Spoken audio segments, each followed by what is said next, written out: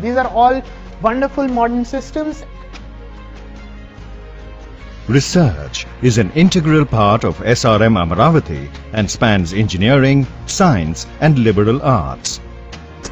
To foster a culture of research excellence, the university integrates research in the undergraduate curriculum through Undergraduate Research Opportunities Program. The university is setting up centers of excellence in areas such as artificial intelligence and machine learning, renewable energy, metamaterials. This is a place where we work on bleeding and cutting edge technologies, avoiding time sinks and focusing on innovation.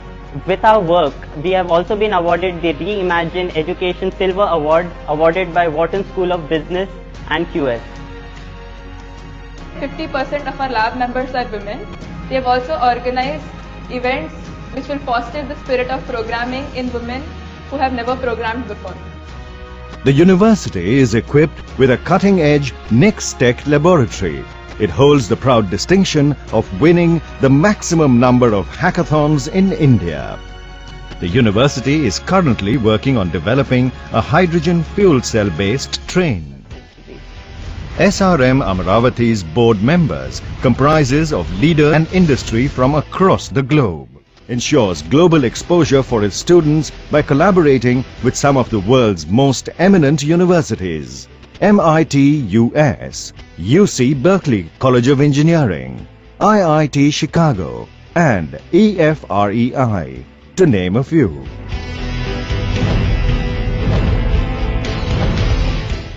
Boasts of excellent infrastructure and resource availability, including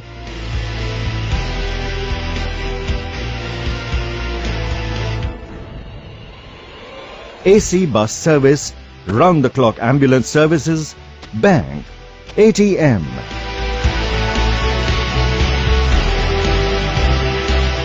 dining area and extensive sports facilities.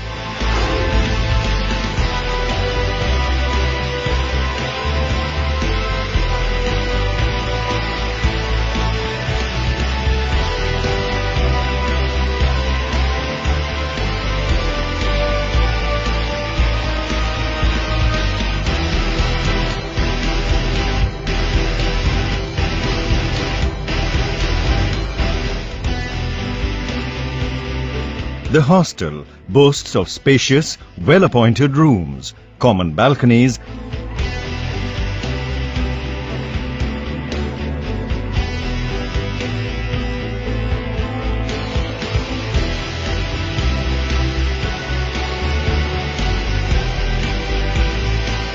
and night cafeteria.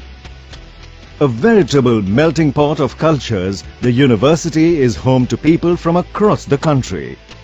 What's more, as the world is part of its educational and cultural exchange programs, it welcomes students from all over the globe. So, if you're looking for a world-class education and unsurpassed academic opportunities, rest assured your journey starts here.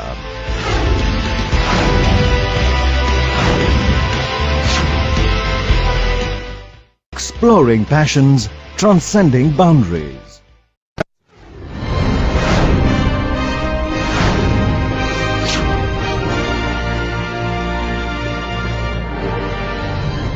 SRM University, Andhra Pradesh, Amaravati was born to offer a unique learning experience, to deliver cutting-edge education, to foster innovation and to create the leaders of tomorrow.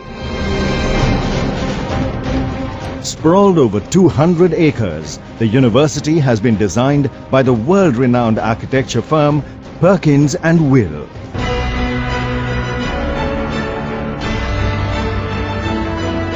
The lush, green, eco-friendly campus provides a conducive environment to learning and creativity.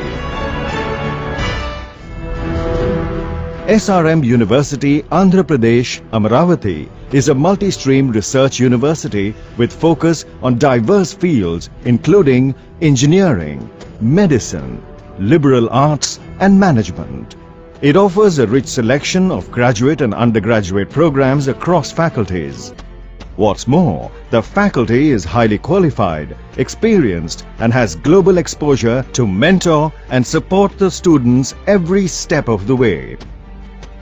In a bid to accomplish research excellence, SRM University AP Amravati offers pioneering research under subject experts and thought leaders. Hi, so this is our computer lab, one of the most modern labs across India. We've been doing so many projects across here, and with the amazing faculty support, you can do wonders here. These are all wonderful modern systems. Research is an integral part of SRM Amravati and spans engineering, science and liberal arts. To foster a culture of research excellence, the university integrates research in the undergraduate curriculum through Undergraduate Research Opportunities Program. The university is setting up centers of excellence in areas such as artificial intelligence and machine learning, renewable energy, meta materials. This is a place where we work on bleeding and cutting edge technologies, avoiding time sinks and focusing on innovation. With our work, we have also been awarded the Reimagine Education Silver Award awarded by Wharton School of Business and QS. 50% of our lab members are women. We have also organized events which will foster the spirit of programming in women who have never programmed before. The university is equipped with a cutting-edge NextTech laboratory. It holds the proud distinction of winning the maximum number of hackathons in India. The university is currently working on developing a hydrogen fuel cell-based train. SRM Amravati's board members comprises of leaders and industry from across the globe. Ensures global exposure for its students by collaborating with some of the world's most eminent universities. MIT US, UC Berkeley College of Engineering, IIT Chicago and EFREI, to name a few.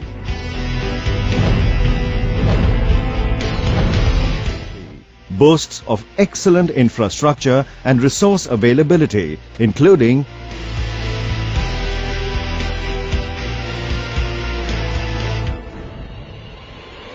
AC bus service, round-the-clock ambulance services, bank, ATM,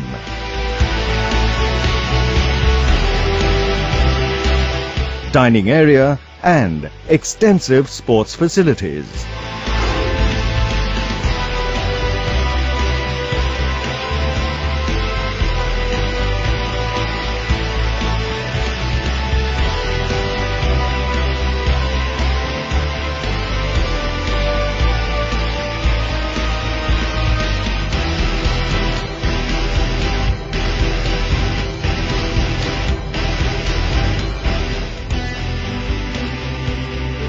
The hostel boasts of spacious, well-appointed rooms, common balconies,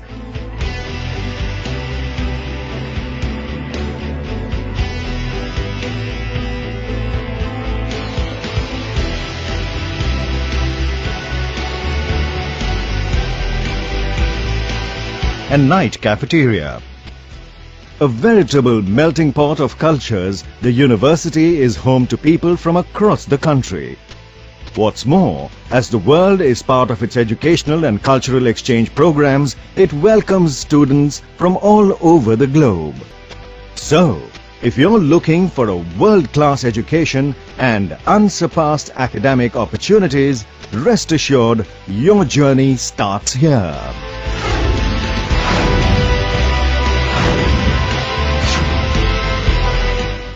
Exploring passions, transcending boundaries.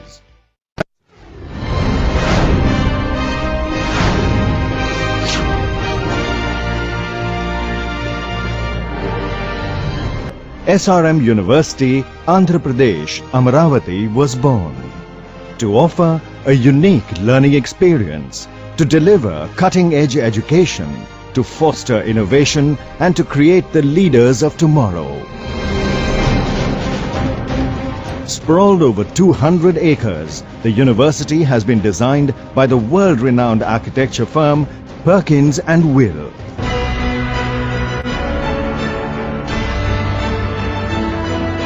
The lush, green eco-friendly campus provides a conducive environment to learning and creativity. SRM University, Andhra Pradesh, Amaravati is a multi-stream research university with focus on diverse fields including engineering, medicine, liberal arts and management. It offers a rich selection of graduate and undergraduate programs across faculties. What's more, the faculty is highly qualified, experienced and has global exposure to mentor and support the students every step of the way. In a bid to accomplish research excellence, SRM University, AP Amaravati offers pioneering research under subject experts and thought leaders. Hi, so this is our computer lab, one of the most modern labs across India. We've been doing so many projects across here, and with the amazing faculty support, you can do wonders here. These are all wonderful modern systems. Research is an integral part of SRM Amaravati and spans engineering, science and liberal arts. To foster a culture of research excellence, the university integrates research in the undergraduate curriculum through Undergraduate Research Opportunities Program. The university is setting up centers of excellence in areas such as artificial intelligence and machine learning, renewable energy, meta materials. This is a place where we work on bleeding and cutting edge technologies, avoiding time sinks and focusing on innovation. With our work, we have also been awarded the Reimagine Education Silver Award awarded by Wharton School of Business and QS. 50% of our lab members are women. We have also organized events which will foster the spirit of programming in women who have never programmed before. The university is equipped with a cutting-edge NextTech laboratory. It holds the proud distinction of winning the maximum number of hackathons in India. The university is currently working on developing a hydrogen fuel cell-based train. SRM Amaravati's board members comprises of leader and industry from across the globe. Ensures global exposure for its students by collaborating with some of the world's most eminent universities. MIT US, UC Berkeley College of Engineering, IIT Chicago and EFREI, to name a few.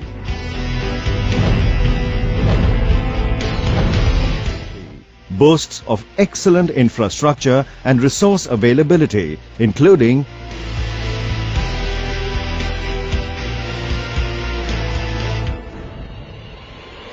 AC bus service, round-the-clock ambulance services, bank, ATM,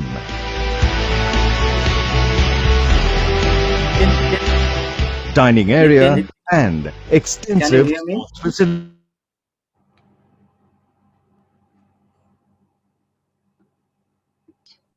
Yes, sir. Okay. Good morning, Professor Ghanshyam.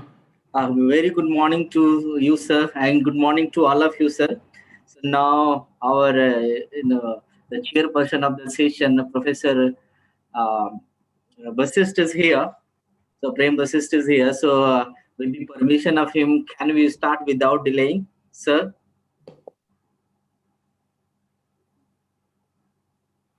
Basist, sir. Good morning, Basist sir. Good morning. Good morning, sir. Good morning, Anjani, sir. Good morning, Ghanshyam ji. So, Good morning, Professor Deshpande, Professor Prem Vasisht, Dr. Anjani. Good morning, sir. Good morning, Deshpande sir. Good morning, Shekhar Saab, Basist Saab, everyone. Professor Kalamkar, very good morning, sir. How are you? Good morning. It's a pleasure to see you always. Basist, sir, can you hear us? Basist, sir, can you hear us? You can just unmute yourself, sir. I said rarely we sit for listening to others. So I sat for listening to all of you. Especially Professor Banjini, Anjani, Sir, Brajesh. Deshpande sir, good morning. Yes, Shekhar. Good morning, sir. Oh, good morning, sir. Good, Kalamkar. Professor Deshpande. Good morning, sir. Good morning, Yesterday I sir. heard your address. I have just logged in order to listen to you, Kalamkar. All of you. Thank you, sir. Thank you, sir. I have not Yes, met sir. Prem Vashishta for a long time, for long years. Hello, hello. Yeah, I now, can see his face. I have not met Anjani also for many मैं years. Yeah, for quite some time, sir. Right, मेरा right, video right. Cross आ रहा है, इसको मैं switch on करूँ, एक minute. Yes, video setting, video start video. I'll just cross it. You know क्या हो रहा है इसमें? नहीं दिख रहे हो आप? Is it Yeah, now okay you are now? visible. आप दिख रहे हो? Okay, great. Thank you. Thank you so much, sir. Without any delaying, if you can permit us, we can start. Yes, thank you very much. Good morning, everybody. Sorry, my I had to unmute it and I just didn't realize. Nice to see So you again after a long time. It's wonderful. You know, it's a great opportunity to see all old friends and you know, fantastic feeling this morning. And I express my gratitude to SRM University, and especially to Professor Ghanshyam Pandey for inviting me to the conference and sharing this session.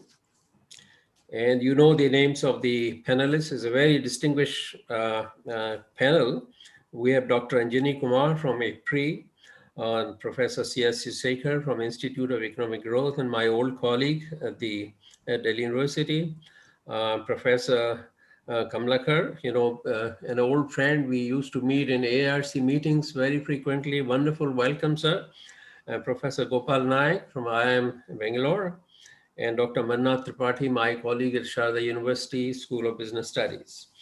Okay, I won't waste time in the introduction, and particularly I missed yesterday's you know, presentation, so I'm not aware of the major issues raised, but I can anticipate. Let me just have a little brief about the time management. We will have 20 minutes approximately for each panelist. The idea is to save time for discussion towards the end. And one thing I would like to point out, that normally question answer hour comes a little later when the presentations are over. But keeping in view the fact that it's a working day for many of us, and you may have some commitments, and not only the panelists, but the audience, you know, may have a lot of other commitments. So what I think would be appropriate, that at the end of each presentation by the panelist, we may have 2-3 minutes very quick and see if there are any questions addressed to the panelist. And we can note down very quickly. And my special request to all the distinguished panelists to please keep a track of the questions directed to your presentation. And then towards the end of all the presentations, we will open the floor for discussion. So that would be the kind of, you know, mode of operation. Okay. And let me see that you have all these very fantastic scholars, and all of them, you know, interestingly have tremendous exposure to field studies. So that's interesting. Many seminars and conferences you attend that people have great theoretical background, but not necessarily that all of them have field exposure. Now, this is an area of agricultural economics where field exposure is extremely important, and all the distinguished speakers have tremendous experience. So we look forward not only to their ideas, research ideas on their own research findings relating to the subject, but also it would be great if you can bring back some narratives from the field, you know, that would enrich the discussion. It's just my request. But it's up to the panelists how they present their case. It's entirely their field. Now, I have no great expertise in this area in terms of technology and agriculture, but I'm very excited to hear to the distinguished panelists. And this morning, I'll share only very, very briefly with you without wasting much time. When I looked at the Economic Times this morning, the editorial page, interesting, caption you see, kudos, IFCO, nano revolution, mega yield. And let me admit that I was unfortunately a little out of touch with the latest research in this area. And it was a pleasant surprise to read it, and I'm going to follow it up later. It's a fantastic research, which you see that IFCO has come up with the liquid urea innovation. And a bottle of 5 ml is equivalent effective to 1 bag of urea. So it has tremendous implications in terms of you need low storage for urea, you reduce subsidy. And as the Economic Times says, that the subsidy reduction is going to be 22,500 crore. So it's almost 28% of the budgeted fertilizer subsidy, which is close to 80,000 crore in 21-22. So implications are extremely, extremely interesting. And it leads to higher yield, it saves water. So it's incredible. So this is the kind of technological revolution which is directly linked with the sustainability of agriculture, reduction in subsidies, all that. So it's a win-win game. Now, what I just wanted to attract your attention that there could be a lot of revolution going on in many areas. And at least I admit that I got a little out of touch with the latest literature for some reason, mainly teaching a different kind of courses in management school. So sometimes it does happen that you are away from the main core of agricultural economics. My apologies for that. But I look forward to your enlightened view, sir. So let me not waste any more time. May I request Dr. Anjani Kumar from IFPRI to make his presentation. And now please remember, it's going to be approximately 20 minutes each panelist, and then we wait for a couple of minutes, request the audience if they have any reactions, quickly note down the questions. And if you think, I leave it to your judgment, that if you can quickly respond to that thing, that would be great, rather than engaging into long arguments with any audience. So the whole idea is that we don't forget the questions, and we don't ask the audience to wait for 2 hours before they can ask a question. So it was going to be a very, very brief question answer immediately after the presentation. And if you think the questions need a lot of attention, a lot of discussion, please do point out to the audience that you will respond to it later, but very brief answer is welcome. Right, sir. So back to Professor Anjani Kumar from IFPRI. Kindly, you can start your presentation. Thank you very much, sir. Honorable Chairman, many distinguished personalities in the audience, Professor Deshpande, Professor Sekhar, Professor Gopal Naik, and many colleagues and friends. I see Professor Kalamkar. It's a privilege for me to present something related to the agricultural technologies and how it can contribute to the food system or sustainability of agriculture. I will start from the macro level. Just I am sharing my screen. Is it visible now, my yes, PowerPoint? Sir. Yeah, yes, thank you. Sir, so first of all, I would like to reiterate the point that whether the investment made in agricultural research particularly have been rewarding or not. There are a lot of questions, lot of research challenges have become more complex over time, and we all know there is a kitty and there are competing usage of resources. For example, nowadays more and more clamor for expenditure on health, Therefore, whether the expenditure on any sector or any kind of themes is rewarding, paying dividends or not, we have taken other people's other researchers have also analyzed, and we revisited recently in around 2017-18 whether these investments, which because that investment is meant to generate technology, and then we can have technological development, continuous stream of technological development, whether it is seed, whether it is fertilizer or any kind of things. So investment in agricultural research, and when we analyzed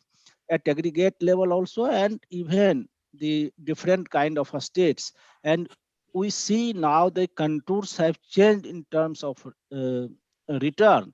The low income states, which includes Bihar, Odisha, Jharkhand, Chhattisgarh, these kind of states, there the investment is even more rewarding. It is giving a kind of 9.9 returns. This means if we are investing 1 rupee, they are giving a back to around 10 rupees. And it's not only that in terms of agricultural income, it also helps to reduce poverty. And in low income states, it takes a lot of expenditure to enable people to go out of poverty. High income states, since the incidence of poverty is low, less requirement. So it's very clear. Our researchers and other researchers also, they have been very quite kind of revealing that rate of return to agricultural R&D expenditure is quite high. We have been successful in generating technology, though there have been always concerns sometimes. And investment, it's not only it increases income, it increases yield, it increases productivity. Also, it helps in reducing income inequality. There are almost well established that investment in agricultural growth reduces income inequality as compared to other sectors. If there is a income increase because of services, because of manufacturing, it have less income equalizing effect or less equity effect as compared to the agricultural growth. Therefore, investment in agriculture, it reduces poverty, it reduces income inequality, and also it triggers private. There is again a lot of debate about public private investment competition, whether it is complementary or supplementary, but our analysis have shown that the public investment in agriculture in fact triggers private investment. There is still complementary. Farmers take advantage of the public investment and build their capital, and they invest private investment. Wherever there is more public investment, there is more private investment.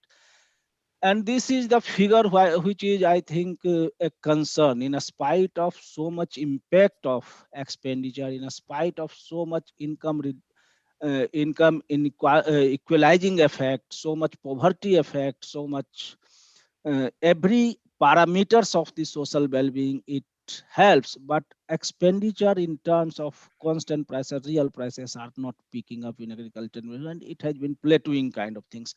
And if the level does not increase, this means more proportion of investment expenditure is going towards establishment, because there is a provision of DA, there is a provision of salary, many times there is a provision of arrears because of revision of pay. So the operational expenditure for conducting the research is going down in terms of proportion.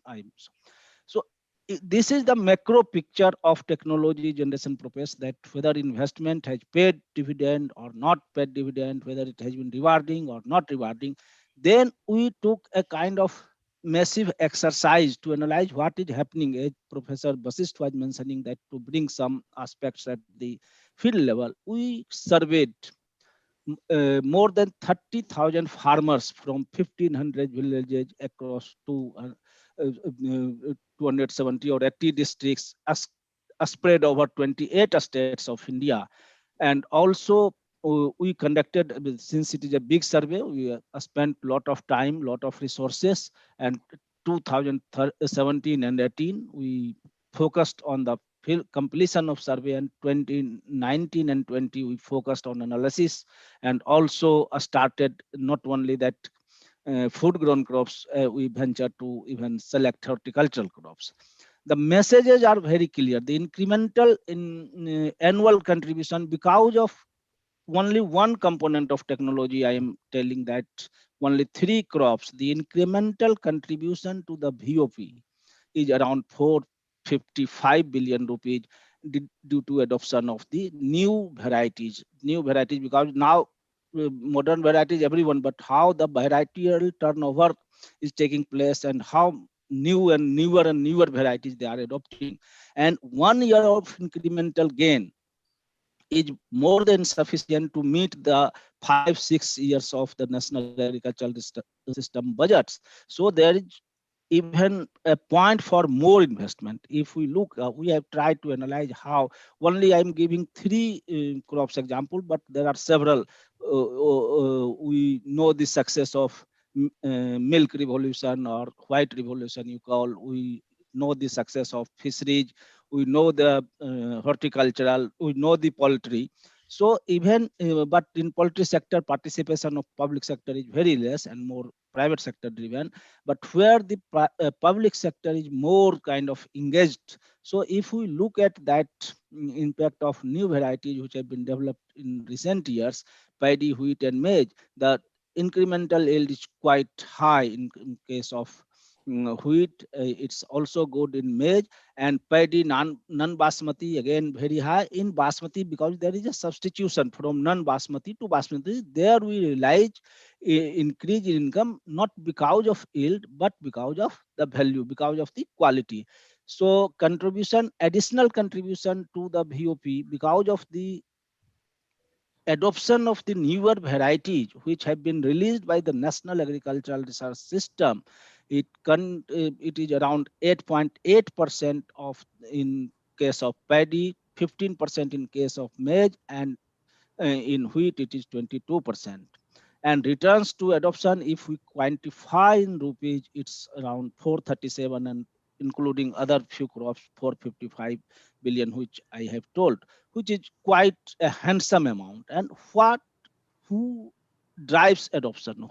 What were the factors? There are a lot of factors at a state level, factors at central level. There are supply side factors, demand side factors at district level. But there are major issues. For example, one thing we have found that wherever there is kind of access to KCC, it helps. It meets the liquidity constraints of the mitigates the liquidity constraints of the farmers and enables more use of technology. So one thing in our analysis came very explicitly that access to KCC has been instrumental in accelerating the process of the adoption of the crops.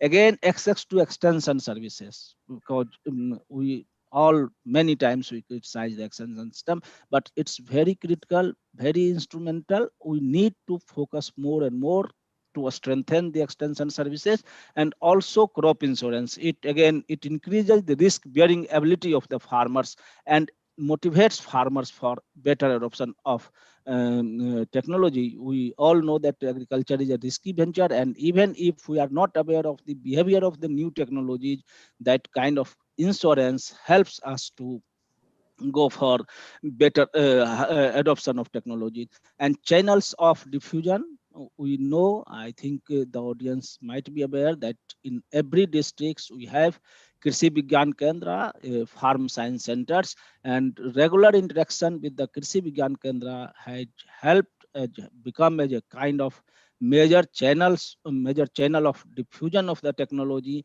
And also you see there have been a lot of, now for almost 1.5 years, these things are not in kind of vogue because of lockdown, because of travel restrictions, but otherwise there is a lot of agricultural fairs, exhibitions. Sometimes we criticize that the wastage of resources, it is just kind of amalgam of the farmers leaders, but these visits helps broaden their vision, acquaint them with the latest kind of technology. So these are also it has emerged as a significant channel to diffuse the technology, and also the learning from the experience of innovators. You see that there are some innovators, all farmers may not adopt the technology.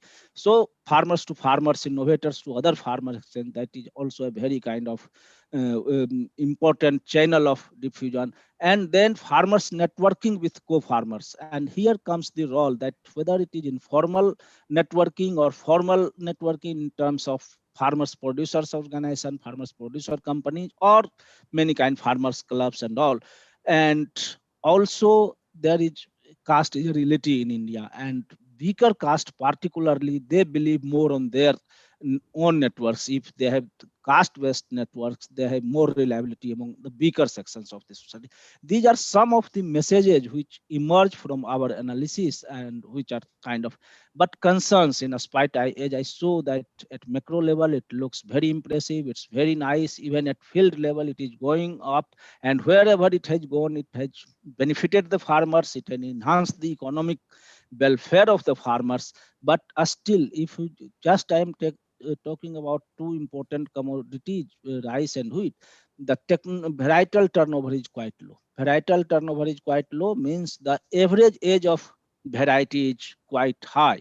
Means people take a lot of time, or because of lack of our kind of or inadequate extension strategy, whatever may be the regions, still in a state like Bihar, a state like West Bengal, the average age of paddy varieties is very high, 25%, 30 years. So means farmers are continuing with the old variety. I am not telling that now most of the varieties are modern varieties, green revolution technology, but the variety loses vigors over a time. You need to replace these varieties. You need to apply, adopt certified modern varieties. That rate is low, means people are not replacing the, and it indicates weakness at the research system also, and also lack of kind of initiative at the farmers level also. Weakness at the research level means there may not be promising, or farmers are not convinced about the benefits of the adoption of the newly released varieties, newly developed varieties. But if you look at Punjab, Haryana, there less number of, means the age of variety is low. This means farmers in these kind of states, they are more innovative, they are more kind of willing to adopt newer varieties, and what lessons other states can learn, and what other things can be done, what factors have motivated there to adopt newer and newer varieties, those lessons should go to other states where the age of varieties are still very high. So these are the concerns, even in spite of success at these kind of things. And if we look at the horticulture sector, this is a distinguished characters in food grains, particularly rice, wheat. There is overwhelming dominance of public sector, means they are developing varieties, they are distributing, they are majorly processed, though production done by private sectors, but most of the varieties are released by public sector. But in horticulture, it is not the case, except potato. In most of the cases, private sector is dominant. Though we have public sector, but dominance at the farmers field, farmers are adopting those varieties. And there could be two reasons. One is maybe our extension is not very, and private sector is aggressive in marketing and aggressive in that kind of, and here we need to analyze whether the germplasm which have been used by the private sector, which is contributed by public sector, or they have brought from somewhere else. So, but apparently at the field, in most of the horticultural commodities, we have analyzed 5 commodities, except potato, the presence of private sector is dominant and public sector is not dominant in this. And also technology, how agriculture, and because we see India is always a kind of paradoxical situation.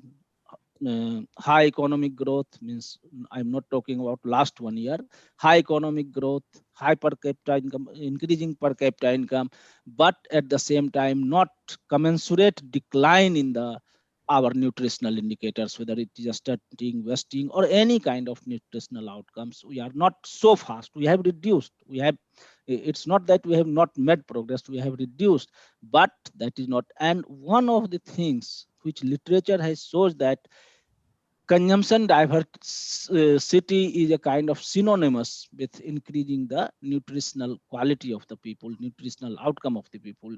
If our diet is diverse, there is a higher probability of being more kind of nutritionally secure. So we try to see whether production has some relationship with that dietary diversity or not. And then it's coming to correlation coefficient around 19%, and consumption diversity decline the incidence of stunting by 3.44%. So there is some kind of, and this analysis we are trying to see and how technological development can have, because agriculture and nutrition, they are linked, and they are linked through different pathways: increasing income, providing diversified food, decreasing prices. There are different pathways, and we are trying to analyze how they can. So after this, I am just coming to a kind of throwing up questions that, okay, technology has an, everyone will agree that technology has a role to play in accelerating the agricultural growth, in ensuring the sustainable and inclusive agricultural growth. And also we have heard that how we can enhance agricultural growth at least 4%, though we are now close to that kind of situation, and doubling farmers' income. But most of the time growth targets remain elusive, and per capita farmers' income increased by 34% during the last 10 decades for which we have the data available. So are we confident of having doubling income in within, or now we are approaching to 2022? So this is the question we all need to think, and how technological advancement can bridge that gap, how that help to realize that kind of. And at the same time, we have our own peculiar system, and all South Asian country, it's not that even Southeast Asia, it's not that we are alone in having, but this is the reality that 67% land holdings are having less than 1 hectare average size. We know that very less. By mistake, I have written 0.4, it's around 1.04. And we have higher incidence of poverty. Will they escape poverty? Still, this time there is a lot of talk that we have additional people to the poverty portfolio, and we need more efforts even. And what we should do, whether we should exit agriculture or diversify towards activities that generate higher returns to land and labor. So sometimes we are obsessed with food grain cultivation, a lot of talk about diversification of agriculture, but it's not happening at a scale which we visualize. So we need to seriously think about that, and also we need to go for climate smart agriculture kind of things, so that we ensure sustainable agricultural growth as well as the ensure the higher income to the kind of farmers also. With this, I will stop, Dr. Saab, and I will be happy to interact if there are some questions, concerns, anything. Thank you very much. Great, fantastic amount of research input and a lot of new things that you have thrown up, Dr. Anjani. We will briefly talk about it later. In the meantime, my request to the audience is that if you have any brief questions, please direct it to Dr. Anjani, so that we have a very brief interaction for a few minutes only, and you would get more chance towards the end of presentations. So anybody has questions for Dr. Anjani Kumar?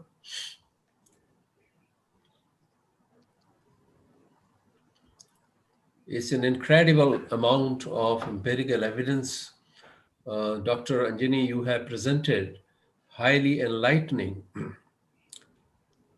Good morning, sir. Yes, please go ahead. Yes, sir. Thanks for giving this opportunity. And the presentation was so nice, sir. I was learning many more new things. Since I'm a mechanical background, I have very less knowledge in agriculture. So first of all, my primary concept is, you said there is a lack of knowledge and about farmers due to this new technologies and all. Even I admit that since my grandfather also doesn't know many more things about new types of fertilizers which are coming, new types of technology which can use for the agriculture sector.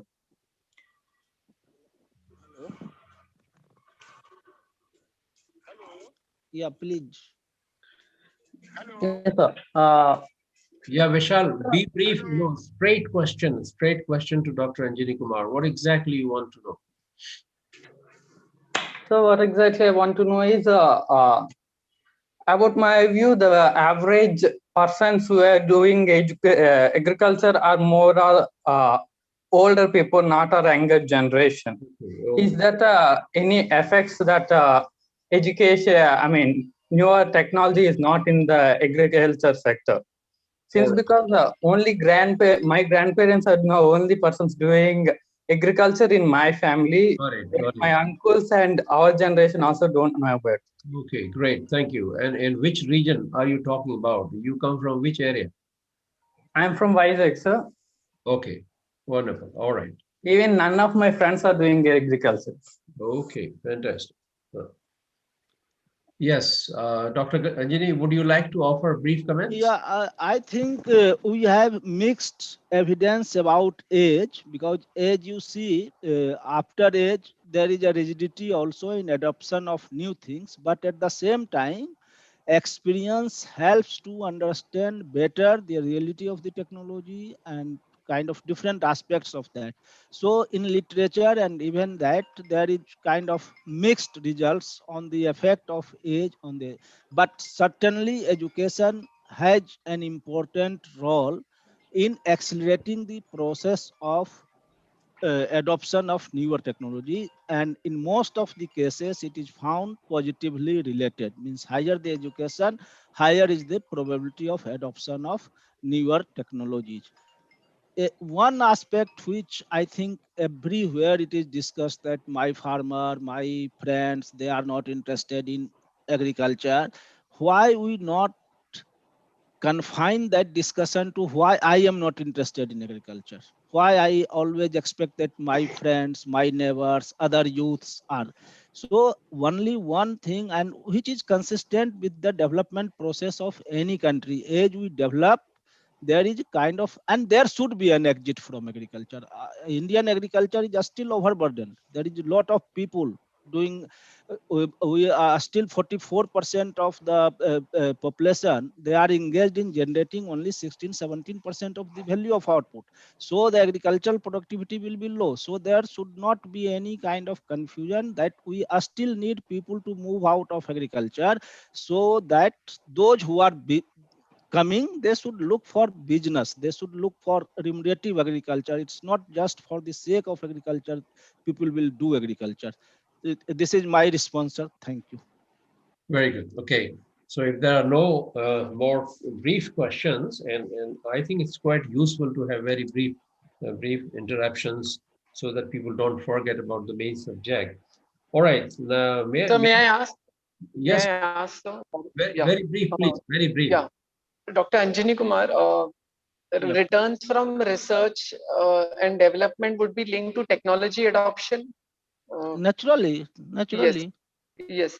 So in terms of government extension services, so their role in technology adoption. So any inputs which you received from the IFPRI survey, about the, you mentioned about 15,000 respondents were surveyed in IFPRI study. No, 30,000 respondents. What is your question? I'm not getting. Question is about the role of government extension services. No, that is already I have told, channels of diffusion, which factors helped. Definitely who have better extension, they have higher probability of adoption. Thank you, sir. Okay. So very good. Fantastic utilization of time in terms of interactive. I think, sir, sorry to interrupt you. I think we have another question in the Q&A box. If you can read it, it will be helpful. Anjani sir, can you see it? I am not able to see, but you can read. Anybody can read. Yeah, I mean, Dr. Ghanshyam, why don't you read it out? Please feel Okay, free. sir. So the question raised by the Mr. Bisal Dagar to Anjani sir: what causes the policymakers fails to achieve the target of encouraging farmer for adopting new or the second best alternative crops? This is a very broad question, and there are many factors. It's not only one factor. As I mentioned, there are factors associated with policy at central macro level. There are factors at agroecological level. If you look at the case of Indo-Gangetic, particularly Punjab, Haryana, Western UP, when you have assured market, kind of free electricity, then farmers would naturally would look for that kind of assured returns, and they will not have that kind of motivation to go for risky ventures. So this is but natural. We need lot of balancing in the policies to promote that kind of, and you see these policies have developed in the wake of when we were not fully food secure country. We did not have surplus, we did not have our own, we were not self-sufficient that time. Whatever ways and means, whether it is technology, institutions, policies, we have adopted to augment our national food grain production system, that has become a kind of source of revenue or source of income for the farmers. Until and unless we are able to create equally lucrative opportunities for the farmers, they will not shift, because everybody is a rational man. Anybody who ever see more profits in other ventures, they will look for that. So it's not so simple that one policy will help, but there have been a lot of changes, lot of policy are being played, and some fail, some work, and then we learn, and we are moving in that direction. We are trying to move at least in that direction. Okay, great. So we would now, I think we need to move on, and my request to the audience would be please keep your other questions in store towards the end discussion. The whole idea of brief interruption was we don't forget the main issues. All right, now may I request Professor Shekhar to make his presentation, please? Yes, sir. Can you stop the sharing screen Yeah, so sir can I am trying. just stop to, sharing here in the no, yeah, stop share. Yeah, yeah. I did. Okay. Thank you so much, sir. Thank you.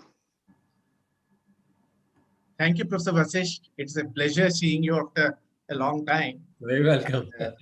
I also thank the organizers for giving opportunity to meet many of the friends and senior colleagues, and really the people who we respect and learn a lot, like Professor Deshpande and others. So now let me quickly move to my topic. After an excellent presentation by Dr. Anjani Kumar on a very important aspect of technology, which is seeds. Now let me change tack a bit, and what I am going to do is, while let me just share my screen. Yeah. I hope it's visible. Yes, sir, we can. Okay. Now, actually, I'll change tack a bit. Actually, there has been a lot of discussion yesterday also on the technology that's used on farm. For example, machines and seeds today by Anjani Kumar. Actually, what I'm going to focus is on the post-harvest, the technology adoption in the post-harvest phase of agricultural production. So what is the status of food processing? So food processing is extremely important. As we all know, it adds value, and also it actually enhances the income of the farmers. It provides employment not only on farm but also off farm, and most importantly, it also adds shelf life to perishable products. So there are many functions which food processing serves. And for a long time, economists have been advocating more value addition and processing, but the efforts have been relatively more recent. Only the last 5-10 years, some measures have been taken. So what I'm going to do today is first give a snapshot of what is the status of food processing in India, and then pick up a few important government programs which have been in operation for some time and some which have been launched almost very recently. Right? So then with that, I'll be now. So as I have already indicated, value addition in agriculture is extremely important. And the two main objectives of today's presentation is delineate the status of food processing and also major government programs and their implications. Now coming to the status, current status, I just want to focus on I want you to focus on rows 4, 8, 9 and 12. This table gives the gross value added by food processing industries at constant prices, 2011-12 prices.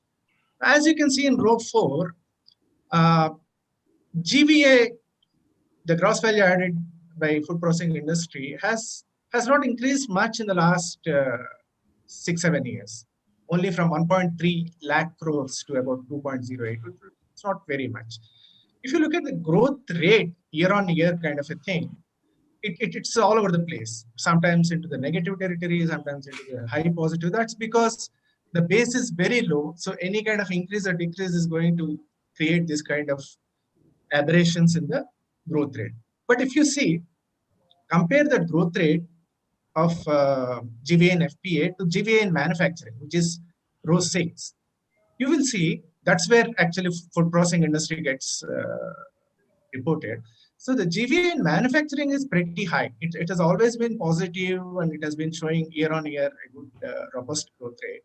Whereas food processing industry per se has been all over the place. So what it means is food processing has not been doing that well as compared to manufacturing.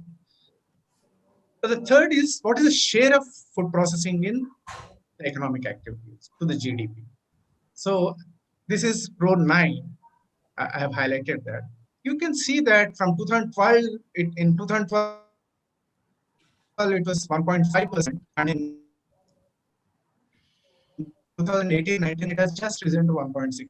That shows me a very moderate performance of food processing industry. And lastly, within manufacturing sector, what is the share of food processing industry? That is the last row, row number 12. You can see here that it has almost remained constant over the last during the study period. So what this basically means is, although there is a lot of talk about value addition and actually making or enabling farmers to realize higher incomes, we have not made much progress in food processing.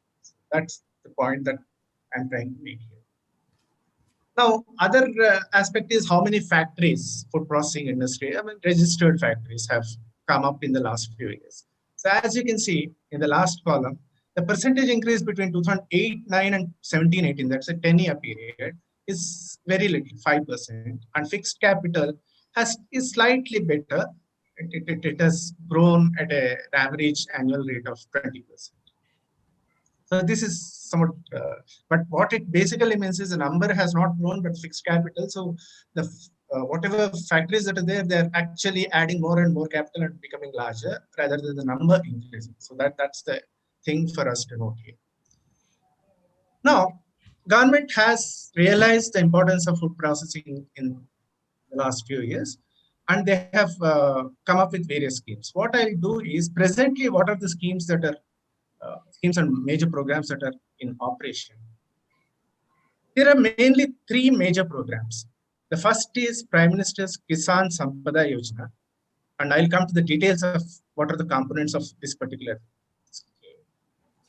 This has many programs under that, but it is mostly mega or macro in nature. And when we look at the PMFME, that is a food micro processing enterprises, this is Prime Minister Food Micro Processing. So this is a very important program. This actually focuses on households which are not in the organized sector, which actually undertake food processing. and what support can be given to these houses. This PMFME program is about that, and we'll look at what the components are. That's an important program.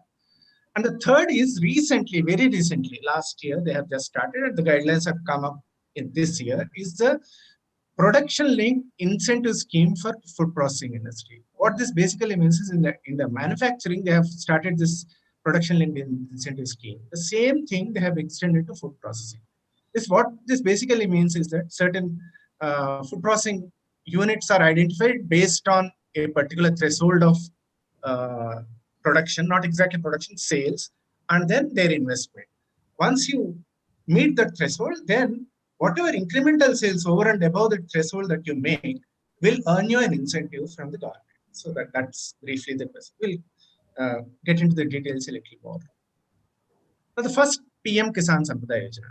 This is a scheme with an allocation of rupees 6,000 crores for 2016 and 20. This package mainly aims to provide modern infrastructure for processing, for increasing employment, and improve farmers' income, as most of the government programs actually have these same objectives. Except processing, the remaining are more or less similar to other programs. Now, the main components of this are these. The mega food parks, as you can see here, I will not read all of them. Mega food parks, cold chain, creation and expansion of food processing and other things, infrastructure for agro-processing clusters, and so on and so forth. Recently, they have added another to this last year, which is basically, there is a program called Operation Greens by the government, which is Food Processing Ministry of Food Processing Industries. Under that, they also have undertaken an operation for price stabilization of tomato, onion, and potato, top commodities. But I am not including that here because that's not about value addition, but about price stabilization of the primary product. Now, I'll only briefly take up one program because of the paucity of time. One program under this PMP is right, which is Mega Food Park. This is one program which has been in operation for quite some time now. From the UPA regime. Now, what are the main aims of this program? The main aims are providing a mechanism to link agri-production to the market and also bring together farmers, processors, and retailers. Again, these two are basically meant to maximize value addition, minimize wastage, and increase farmers' income. Now, how is this program operated? This scheme is based on a cluster approach. That is, basically, they identify a cluster of villages and districts where production of a particular agri-commodity is taking place. And then a creation of modern infrastructure in a well-defined agri-horticultural zone for setting up and processing is provided in this with well-established supply chain. What this park, this mega food park consists is collection centers, primary processing centers, and central processing centers, and a cold chain. And not a cold chain, many cold chains actually. And also, it consists of 25 to 30 fully developed plots for entrepreneurs to set up food processing units. So it has collection centers, primary processing centers, and other facilities, and also it provides plots for entrepreneurs to set up food processing. And now this whole implementation of this mega food park is done by what is called a special purpose vehicle, which is a body corporate. It's a corporate body registered under the Companies Act. Now, this is where most of the issues arise because the kind of corporate SPV that's formed. So, although the government has actually approved nearly 47 mega food parks in the country, so far only 22 mega food parks are operational. Most of them in South and Western India, and Patanjali in North, the Hardwar is a very famous thing, which is also. Now, what are the major limitations of this MFP? I think many of these special purpose vehicles, as the corporate bodies, they're supposed to conduct a feasibility study, a very detailed, comprehensive feasibility study before applying for the grant. But what they do is they outsource it to some consultancy, and the consultant comes up with a feasibility study, very tailor-made, which is very attractive, and they get the fund, and they really don't make full use of, or they do not make use of that fund as they should. And secondly, the scheme is not really does not take into account the full requirements of the specific states and areas. That's the second limit. Actually, some of these limitations have come up from the ICRIER study in 2015. And although there is another evaluation study before that, but that study was done by Minister of Food Processing Industries themselves. So I am discarding that study because it's a sort of a there's conflict of interest. Now, the scheme stipulates that every this MFP should have 50 acres of land. But I think that's a very rigid thing. Depending on the kind of project that the SPV actually submits, this relaxation, there can be some relaxation in this limit of 50 acres. It can be more or less, but it should be based on the actual proposal that's submitted. And another important thing which I have not listed here is the collection centers. How are the collection centers? How are this is not very transparent. Who are they collecting it from? Ultimately, the raw produce, is it coming from a few large farmers, or is it aggregated from a number of small farmers?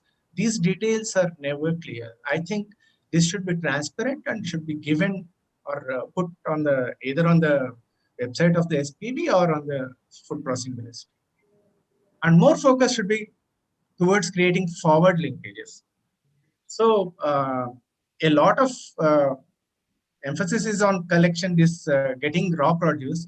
But the thing is, what this after this processing, where are these things going? That's really not very clear. Are they for the export market? Are they coming into the domestic market? What exactly is happening is not very clear with many of the MFPs. Now let me come to the second, which I think this is a very important program, because unorganized food processing sector is extremely important in India.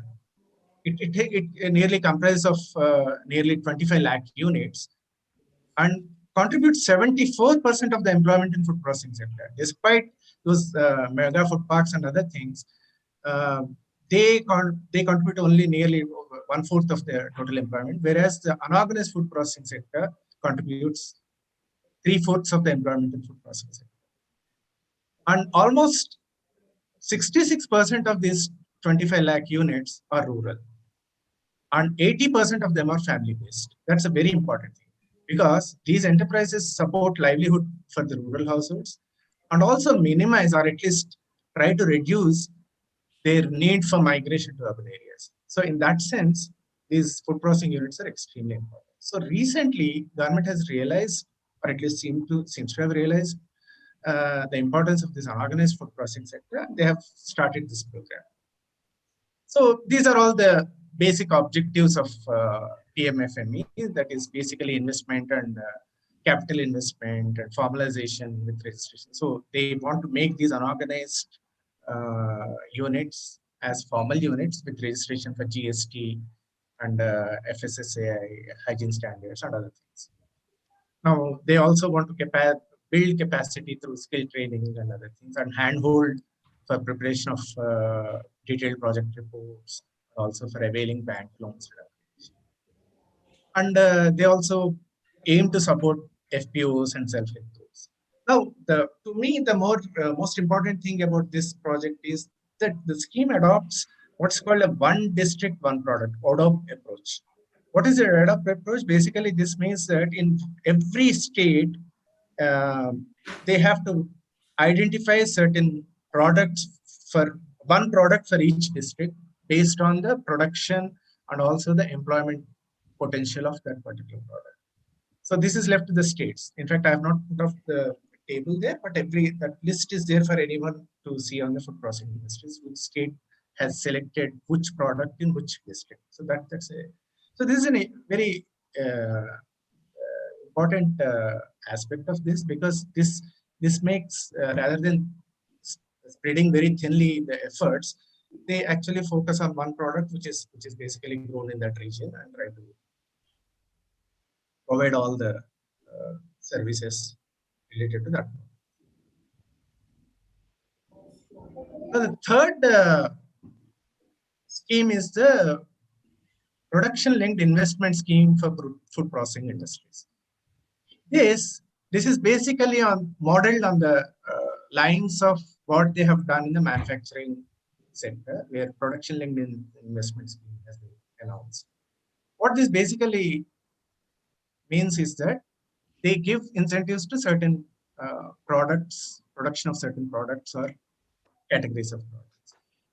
The first category in that is 4 major food product segments, which are ready to cook and ready to eat kind of food products, including cereal foods, processed foods, vegetables, marine products, and mozzarella cheese. So they are focusing on cereal foods, processed fruits, vegetables, marine products, and mozzarella cheese. Using these, whatever you ready to cook and ready to eat products that are made, they will get a kind of a incentive based on the production. Although they call it production linked incentive scheme, I will show you a little later that it is basically sales linked investments. The second category, which is slightly less important, given less importance, is incentivizing innovative and organic products of SMEs across all the above 4 product categories. First is ready to cook and ready to eat.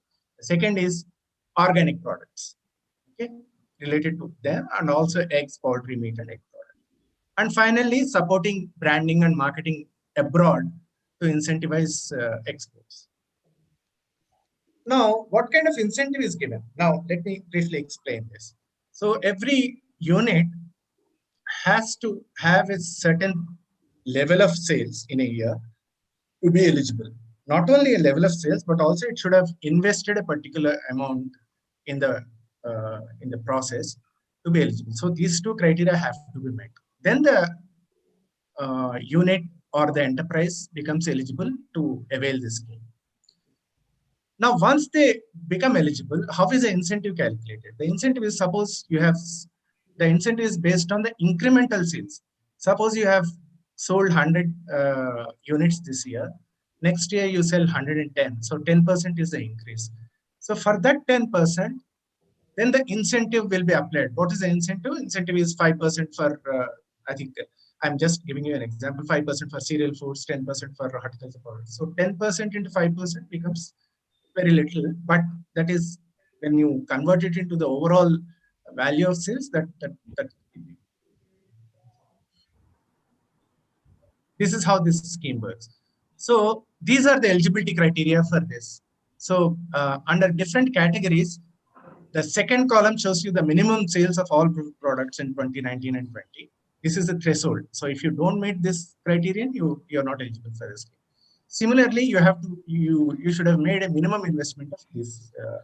The last column is given the minimum investment that needs to be made. So every enterprise which wants to avail of this scheme needs to meet these 2 criteria. And then the category 2 and category 3 also certain criteria given, but I'm not going to go into them. It's running out of time. Now, what are the rates of incentives? Once those criteria are met, then these are the rates of incentives. That means if you make 10% increase in ready to cook or ready to eat kind of product, then 10% into 10%, which is what the incentive that you get. So incremental sale and multiplied by the rate of incentive. So that's how you will get. So this is a very new scheme. So there's hardly any evidence of how this is working out or how firms are really enthusiastic about. In fact, I'm also not sure how really how knowledgeable most of the processing units are about this. So let me briefly conclude. So the food processing is still in a nascent stage as far as contribution to GDP or fixed capital is concerned. So this we have seen from the earlier first 2 slides. And although the government has launched several programs to promote FPI, effect of these programs may be visible only in few years, because the two programs, the production linked incentive scheme and also PMFME, have been launched very recently. Only Mega Food Parks is the one which has been in operation for quite some time. But the key is implementation. So every program is only as good as its implementation. So we have to wait and watch for some time. But they have the potential, particularly the PMFME has the potential to transform some of these households which depend on food processing. And yesterday, Devesh was making a very interesting point in his presentation, which is about the farmer producer organizations. And if you, unfortunately, this is true of most of the programs by Government of India, they are mostly supply driven, supply focused. So you try to give a lot of incentives to producers or farmers or anyone, without actually looking whether they need or whether they actually want to make use of those things. So it's more supply focused rather than demand driven. So as a result, the scheme or the program works as long as the incentives and other things are in place, and they disappear once these incentives or the scheme actually gets over. So here also the program should be demand driven. That when I say demand driven, that PMFME should be focused only on those households which actually come to take help from the government, not just go out and give some incentives and subsidies and other things. There needs to be good concurrent evaluation for better performance. Not only that, that the program should be demand driven, but also there should be concurrent evaluation, a rigorous evaluation, which is right now there are many evaluation programs, but they are mostly given out to agencies of dubious quality, and that needs to be corrected. And I think there should be good concurrent evaluation. And the older programs like FME need major improvements. I have already listed some of those things that they need to look at, actually make the data more transparent about where they are collecting, who they are collecting from, whether there is an equity angle in that or not, or they are small holders, small farmers being actually out of this. These are the things that need to be looked at in case of mega food. So as we see, there are mega schemes like MFPs, and there are also micro schemes like PMFME, and there are incentive linked schemes like PLA. But all of them are only as good as their implementation. Key is implementation. So with that, let me stop. Thank you. Thank you, Professor Shekhar, for a beautiful presentation, and you gave us the idea of latest development in the food processing industry and about the schemes. May I request from the audience, if any quick questions, please.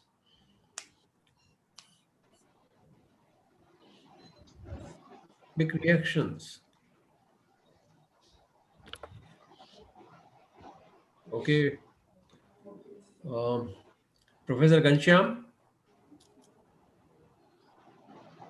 are you able to collect some questions?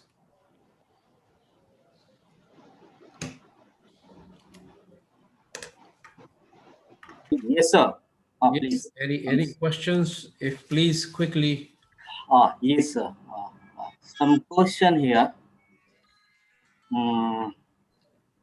Hi, Amit.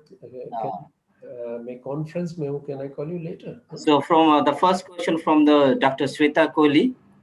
So what are the suggestions for? Excuse me, Dr. Ghanshyam, that is to Dr. Anjani Kumar, and I guess you must read about Vishal Dagar's question to Dr. Shekhar. I think I can see Vishal's. Let me just. Can I read or you can answer, sir? Yeah, just let me. It's good to read also so that everybody knows. Okay. So he asked the question to the Shekhar sir. Why or what are the causes for very low increment in gross value added? Right. So the second question he mentioned, you mentioned many schemes in your presentation. Is there any scheme to check the success of them, or somehow can we measure the percentage of outreach of the mentioned policy to the targeted population? And again, third question, he mentioned in one of your slides the exact figure of the percentage changes draw my attention in that the slide changes were took place 5 and 20% respectively. May I have the source for the same? So these are the three questions, raised by the Vishal Dagar to the Sekhar sir. Thank you. Thank you for very good questions. Let me just take them in the order that they have been raised. What are the causes for very low increment in GVA? I think the main reason for that is, as you have seen from my presentation, that 75% of the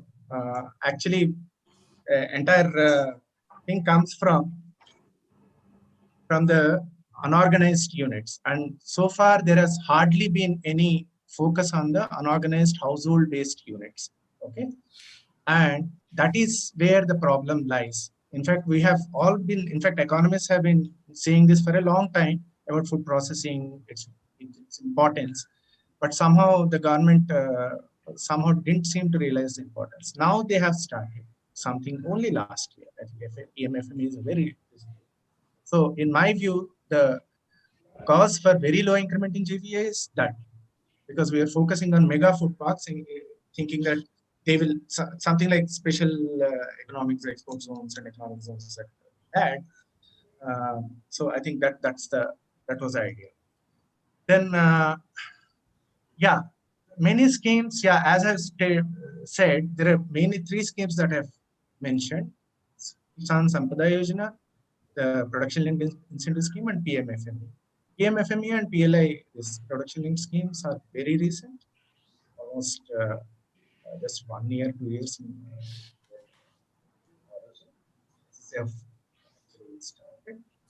So it's almost impossible. For PLI scheme, it's impossible to evaluate it at this stage.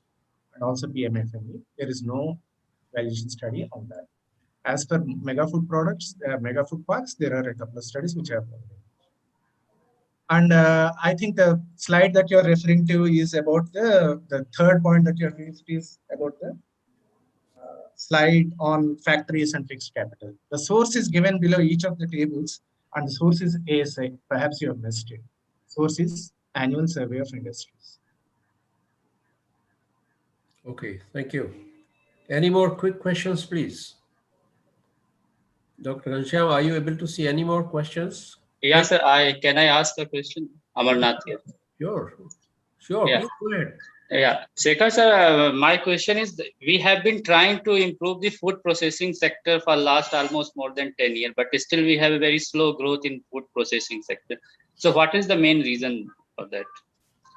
Yeah, in fact, I think Vishal has just raised this point, and my personal view, I mean, I don't have any research to back it up, because since we have so many 66% are rural based enterprises, that is, which are involved in food processing, and out of the total 25,000 odd units, 75% are unorganized. Okay, that's the kind of figures that we have.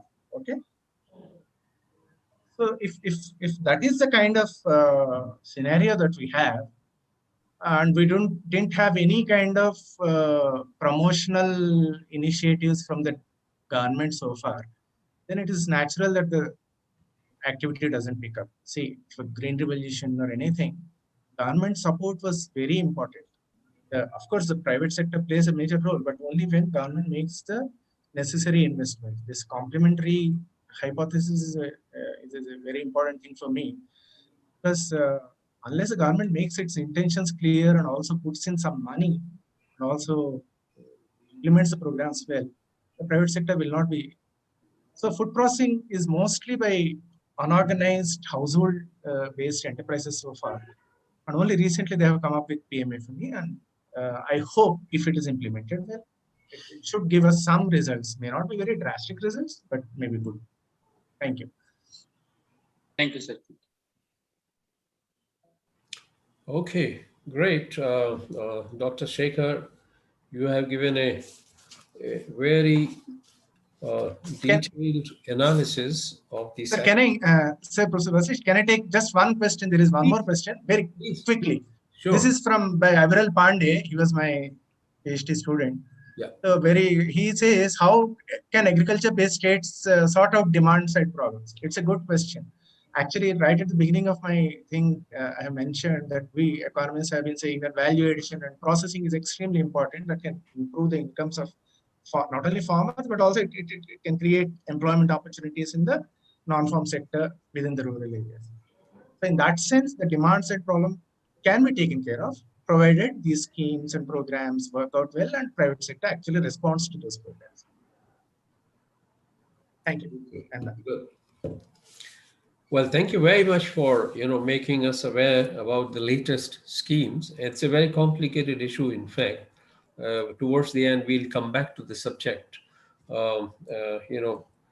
Processing has been always problematic, and since it is highly concentrated in the tiny sector, so there are all kinds of problems, capital investment.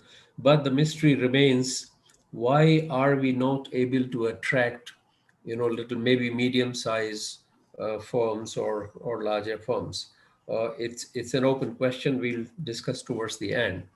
So it's a little very complicated, and PLI, etc., is relatively, just a new scheme. So thank you very much for highlighting these issues. They're very fundamental to the development of the food processing industry. Great, thank you, Professor Shekhar. And we'll again as I mentioned, we'll again come back to these topics in a little more detailed manner. Now the third panelist is Professor Kamlakar. May I request you, sir, to make your presentation?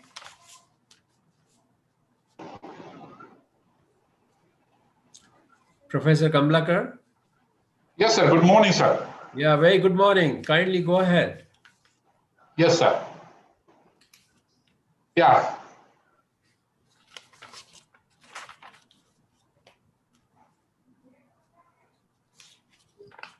Is my PPT visible? Yes, yes, surely. Yeah. Respected Professor Prem Vasishtha sir, and other panelists, respected Dr. Anjani Kumar, Professor Shekhar, and other colleagues researcher colleagues on the my pranam to Prem Vasishtha sir. After a very long time, I could see him, and I am very happy that you are well and safe. Also, the other colleagues in New Delhi. And pranam to Professor Deshpande sir also. I am very happy to see him, and other my students are also there. So thank you to Professor Pandey for inviting me to be the part of this gathering. Such a list of stalwarts are being invited, and I feel very myself been honored to be here. And since yesterday, we have been listening many points related to the sustainable agriculture and the role of technology that in agriculture supply chain, and most of the points are being highlighted by the speakers, including Professor Vijay Paul Sharma, who talks about the climate change, shifting of labor, and many other things. Professor Deshpande has highlighted about the production systems, sustainability, market sustainability, consumer sustainability. As the issue has been coming up and again, and after having 7 decades of the plan development, when I think of transition toward the sustainability of agriculture, the agriculture who has taken out from the chronic food shortage, where we have been recording more than 3 million tons of the food grain production last year. But still, there are the large issues as India being the second populous country in the world, and food security always been there in the major chunk of that, and that too the large number of the people residing in the rural area, that too the 2/3 of the workforce in the rural areas. As one of the question has been asked by why the youth are not being getting into the agriculture, and that's come answer to the in the 2003 I think NSS survey has highlighted very clearly 40% of the farmer has said they would wish to quit the agriculture if the alternative option has been made available to them. That percentage must have been gone much higher. This is the society's reflection on the agriculture. Therefore, the youth are not being attracted, and the agriculture has not been become that attractive opportunity for the many of our people as we generally see. So we have very two research presentation, Dr. Anjani Kumar and Professor Shekhar. But what I tried to put, because I was told some student would be there, so I have put some basic slides also. And as we are in ARC, we have been evaluating the many schemes. So quickly I have put small 2-3 slides of each.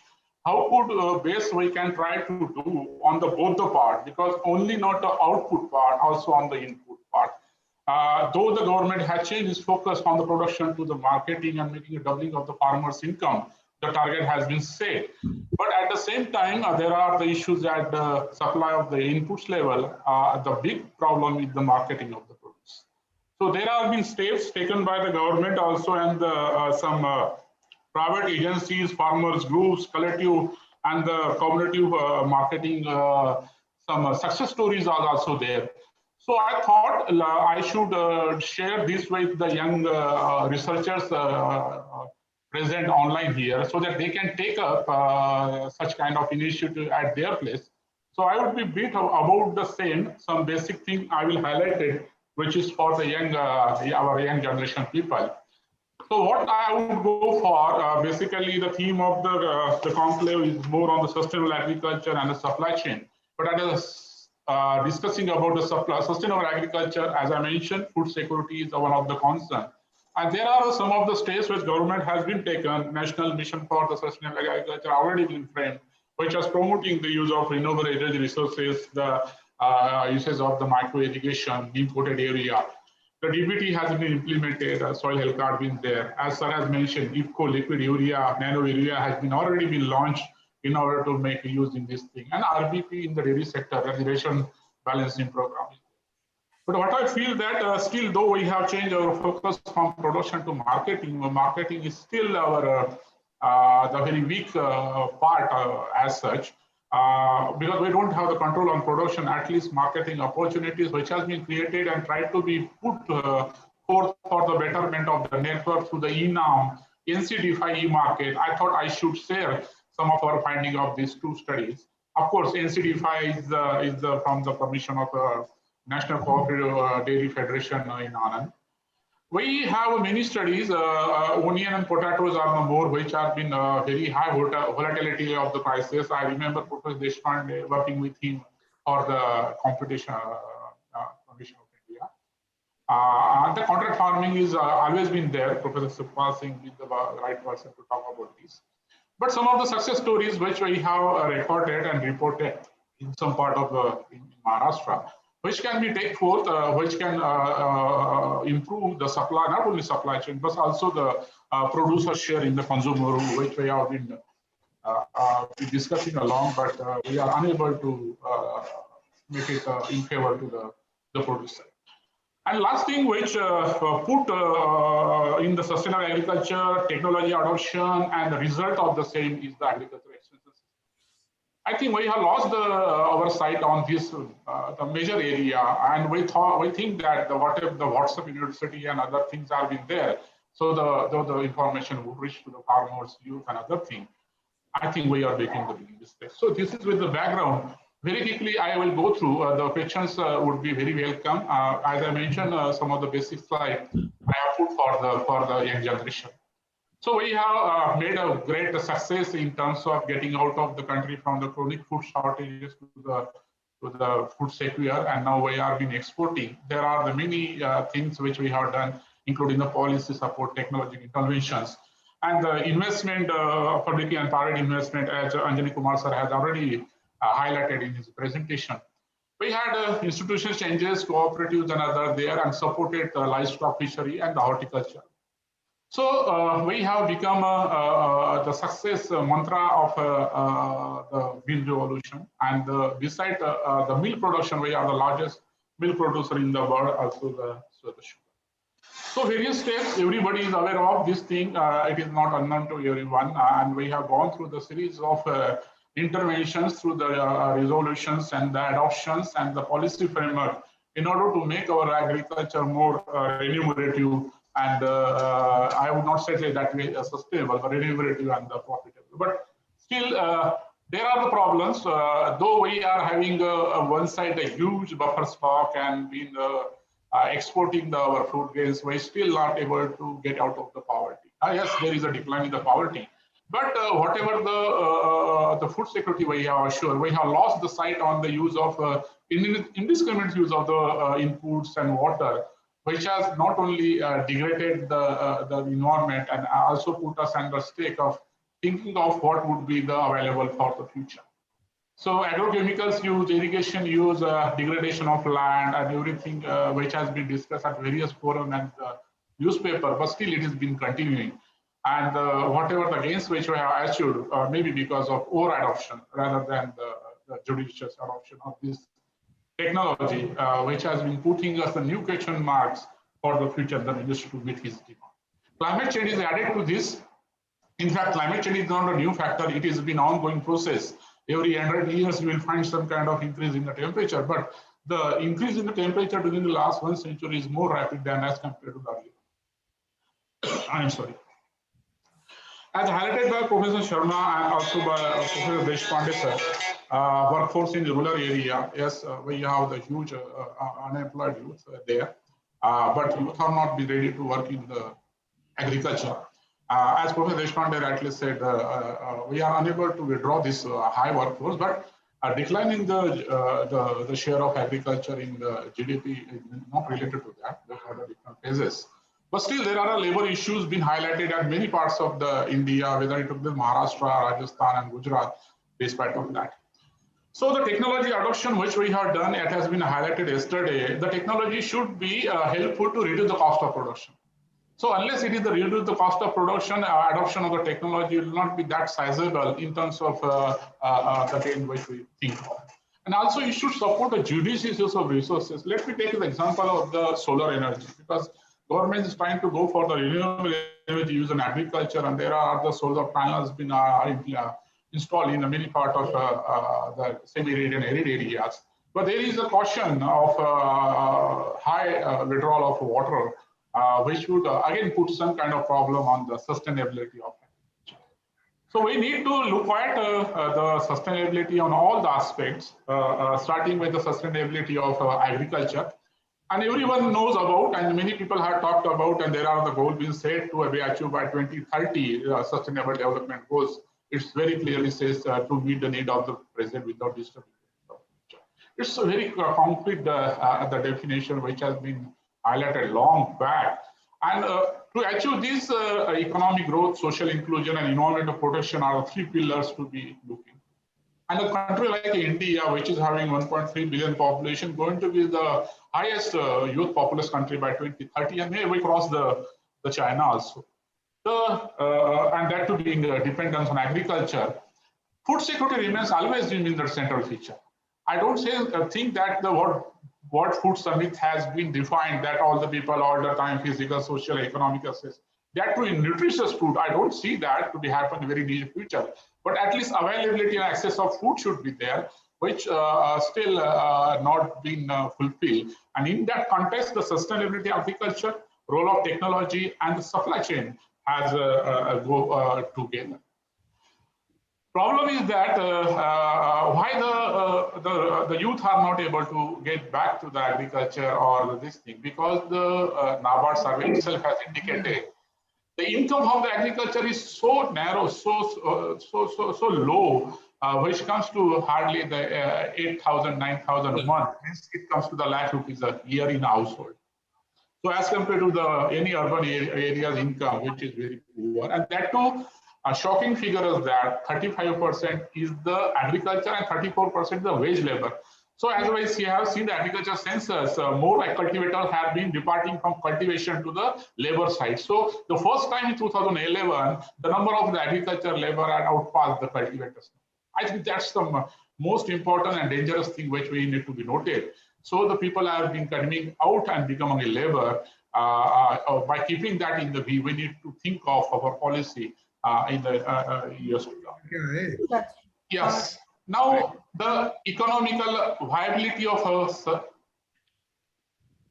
so agriculture in a sustainable way, which has a process of making all the judicious use of resources which we have, trying to benefit the benefit through making conservation of some such ecosystem resources by maintaining the ecosystem function. But at the same time, it should be profitable. It should be economical viable if we are going to do that. And whether it should be socially supportive also, the quality of the life of farmer. Because ultimately farmers, because we have been become more open and built after the LPG, all the facilities available at the urban areas, rural areas also wanted to have. Ecologically sound, the water is the most precious thing which we have been facing a problem of many parts of India. Thanks to the rain god, at least we get replenished these water levels.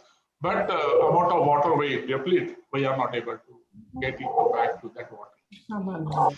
Now the agriculture sustainability has put into the 10 dimension which I have borrowed from the website, and it talks about more about the research and development which we have been already doing, but there is a limited role of the public in terms of the varietal development, as Anjani Kumar sir has said.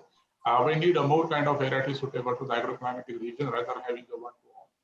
Technological practices need to be more supportive to the lower down the cost of production rather than increasing that. Infrastructure is again one area which still been remain untouched. I will talk in the last. And capacity building. These two are the thing which, if you make an attempt on that, the role of technology and the supply chain automatically will start boosting this present scenario. So when we talked about the agriculture supply chain, there are the other factors which have been in the way of that, as I mentioned earlier. Besides research, development, technology, and infrastructure and capacity building, we need to also think of our resources, our human resources, physical resources, and also the social economic institutions which are available, whether they are being able to meet the requirement of the farmers.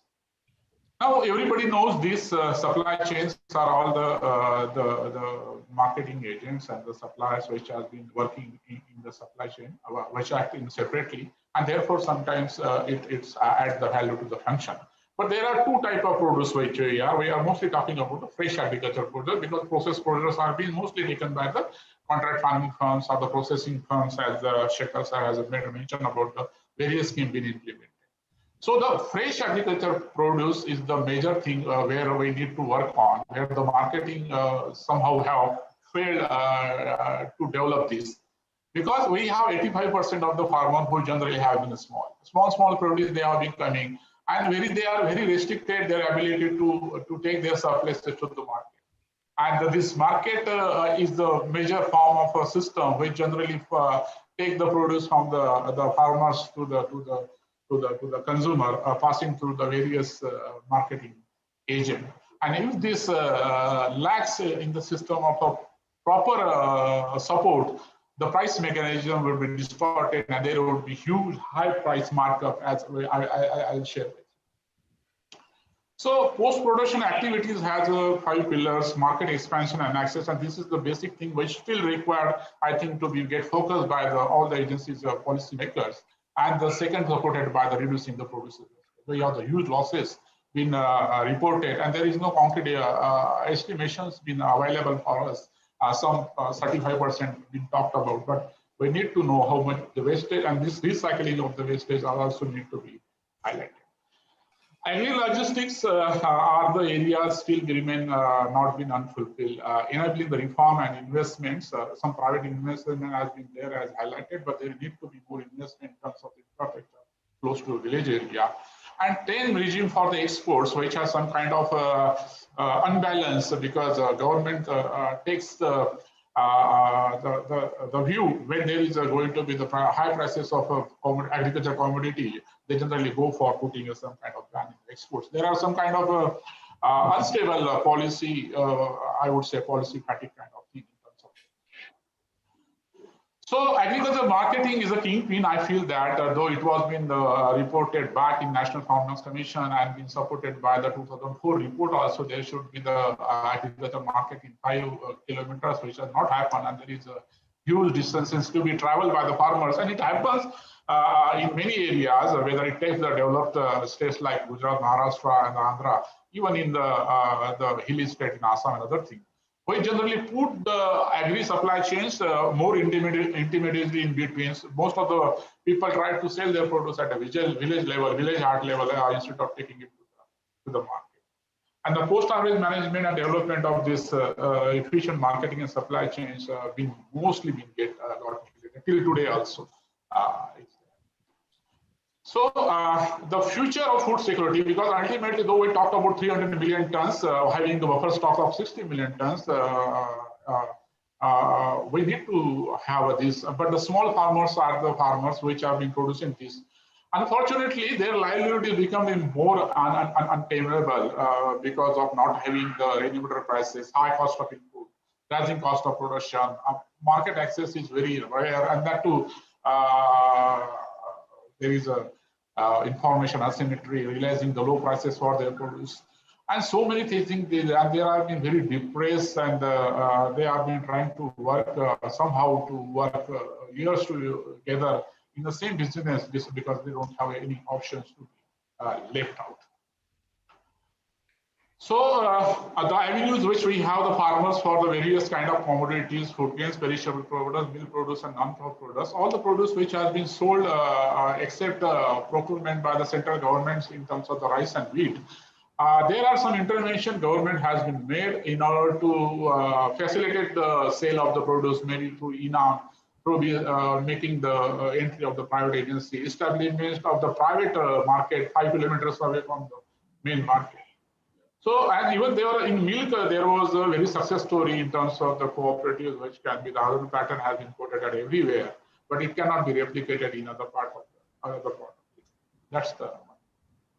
So these are the factors. I will not go into that because I just wanted to highlight of our study which we have done, and some of the young researchers would be happy to take up those studies. Now the problem of our agriculture system is we have a very weak price signal. We have the management of supply chain is also weak. Many people are in between. And asymmetry of information is there. Not having the infrastructure, unavailability of insurance, though the insurance scheme has been revised from since Professor Dandekar has been suggested. After that, many schemes have come, and recently also the agriculture insurance scheme is in place. But still, it's not able to face the need of the farmers in a proper way. So let me very quickly highlight what we have observed on the ground level as a researcher. ENAM, everybody knows about. Professor Shekhar was a principal coordinator of this project. Thanks to him for guidance and the support which we have done in the state of Gujarat. And though it was a very flagship program being initiated, and it was a big initiative on the part of the central government in order to make reforms after having some kind of partial adoption as per the model APMC Act in 2003 by the various states. But when we did a survey in the state of Gujarat and by covering almost major markets having a ENAM and non-ENAM markets, and we were a little bit very upset with the thing that it was not been adopted in the true sense, in the true spirit. Because though it is a very game-changing policy initiative, and it has been reported in some markets in the Hyderabad and in Kerala, but it could not do a better way in the many parts of the country, and there need to be second thought on this scheme in order to make more operational, because it's a good one which can change the scenario of making one nation, one market. But there are the basic problems at the ground level at each and every market, having the basics, assessing labs and convincing the farmers and the stakeholders who are there, which has been lagging over there. So ENAM seems to be need to work for a more few years. I hope after a decade we will be able to see some kind of result through this. So whatever the dispute mechanism, it's still not been existed there, but I still hope that it will be coming out of the journey after.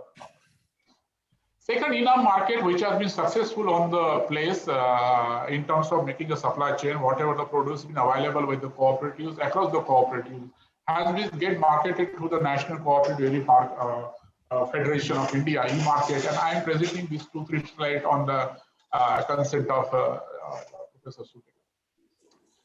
So same problem was also with the dairy, because they used to have a huge production, skim milk powder and buttermilk in 2014 or somewhere.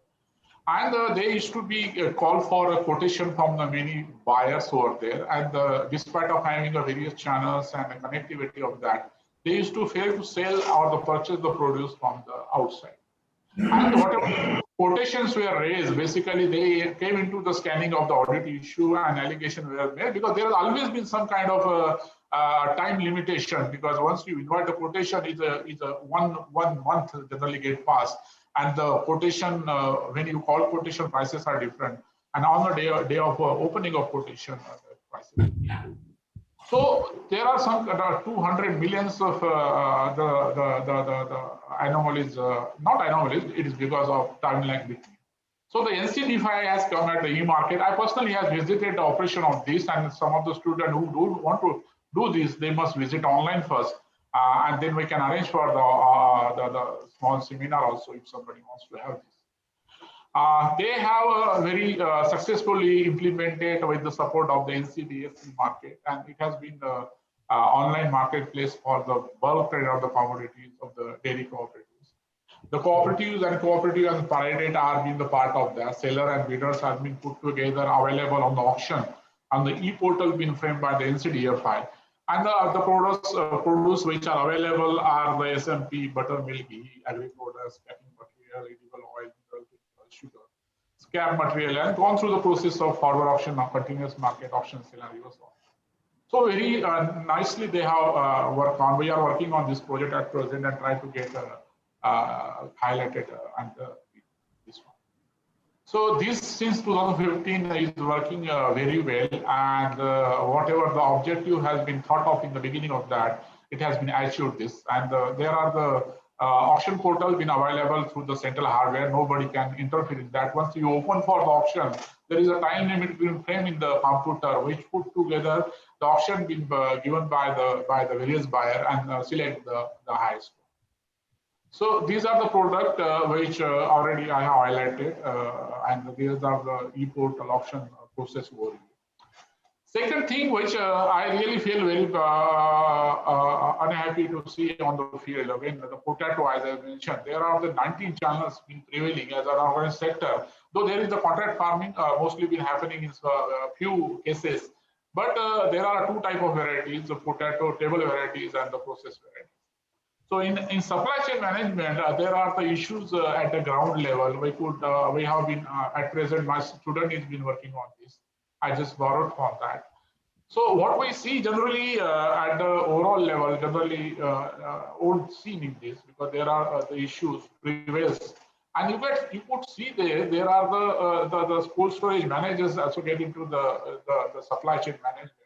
And the varieties which are being in the process varieties, there are most of the analyzed processors and the farmers connectivity out there, which generally won't get highlighted in the most of the studies and policy making.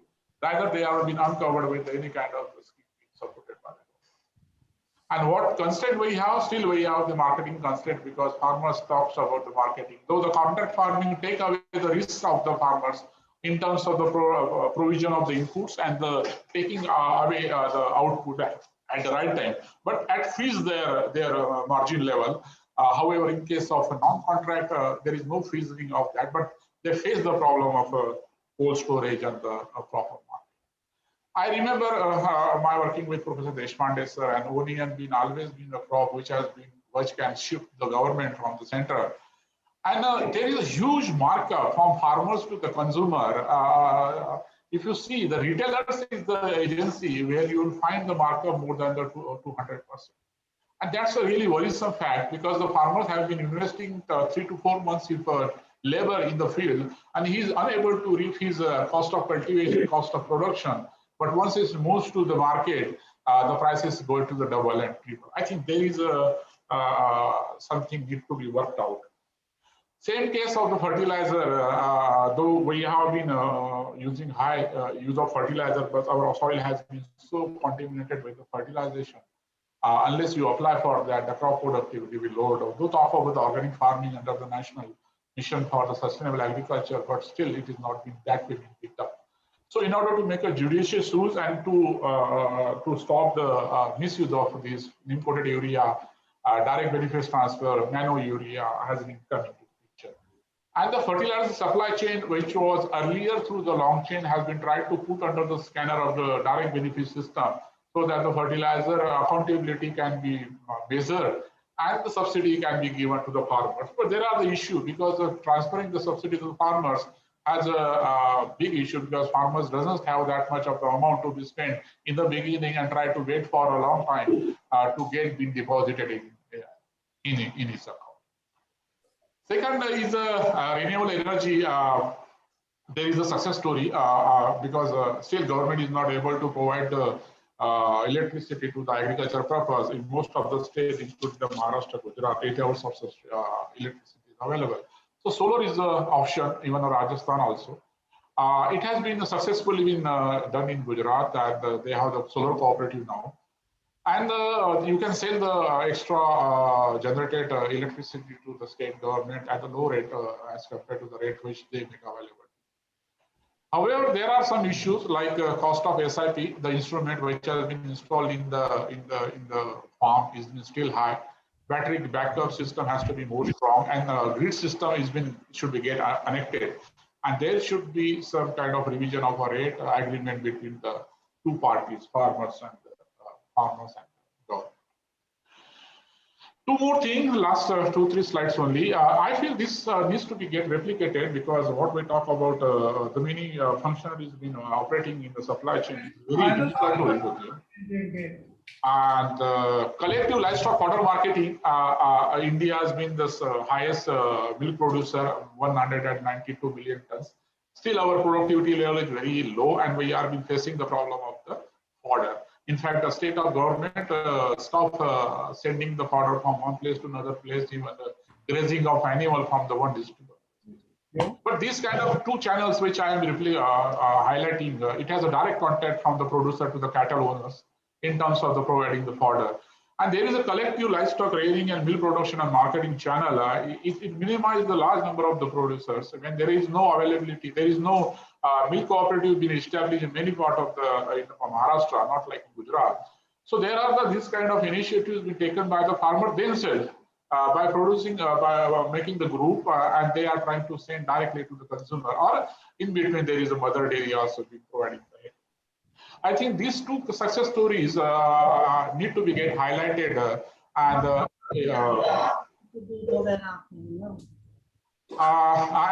in terms of the fodder also, we are more than 35% of the deficit of the green fodder, and more than that is the dry fodder.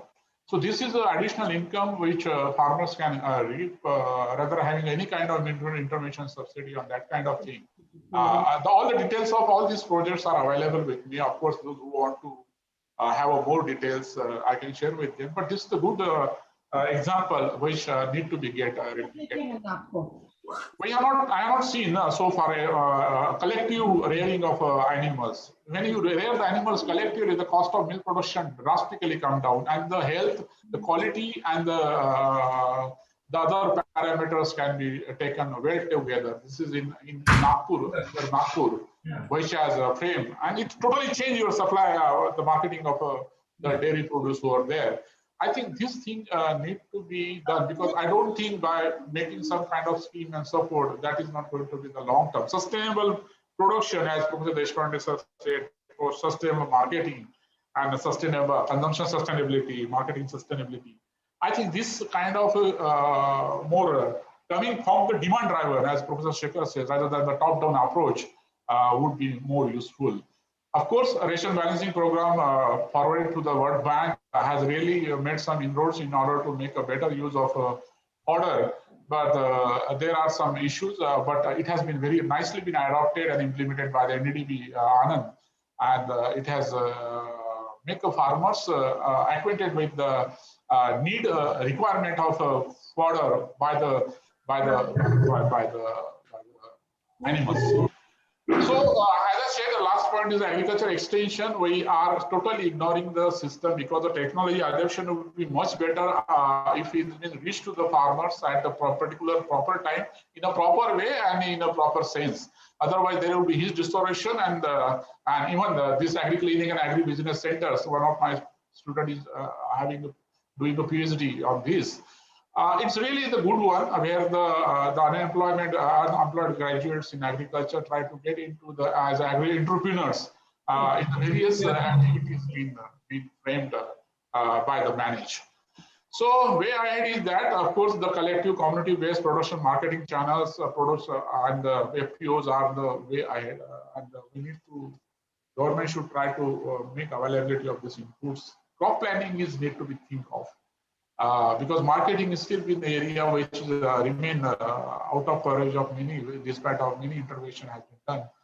Agriculture extension system has to be strengthened, and we need to create the infrastructure close to the villages rather than making close to the urban areas. Like cold storage for the potatoes are close to the market rather than having the close to the villages. It had been close to the villages, the farmer would have been benefit rather than the traders and others.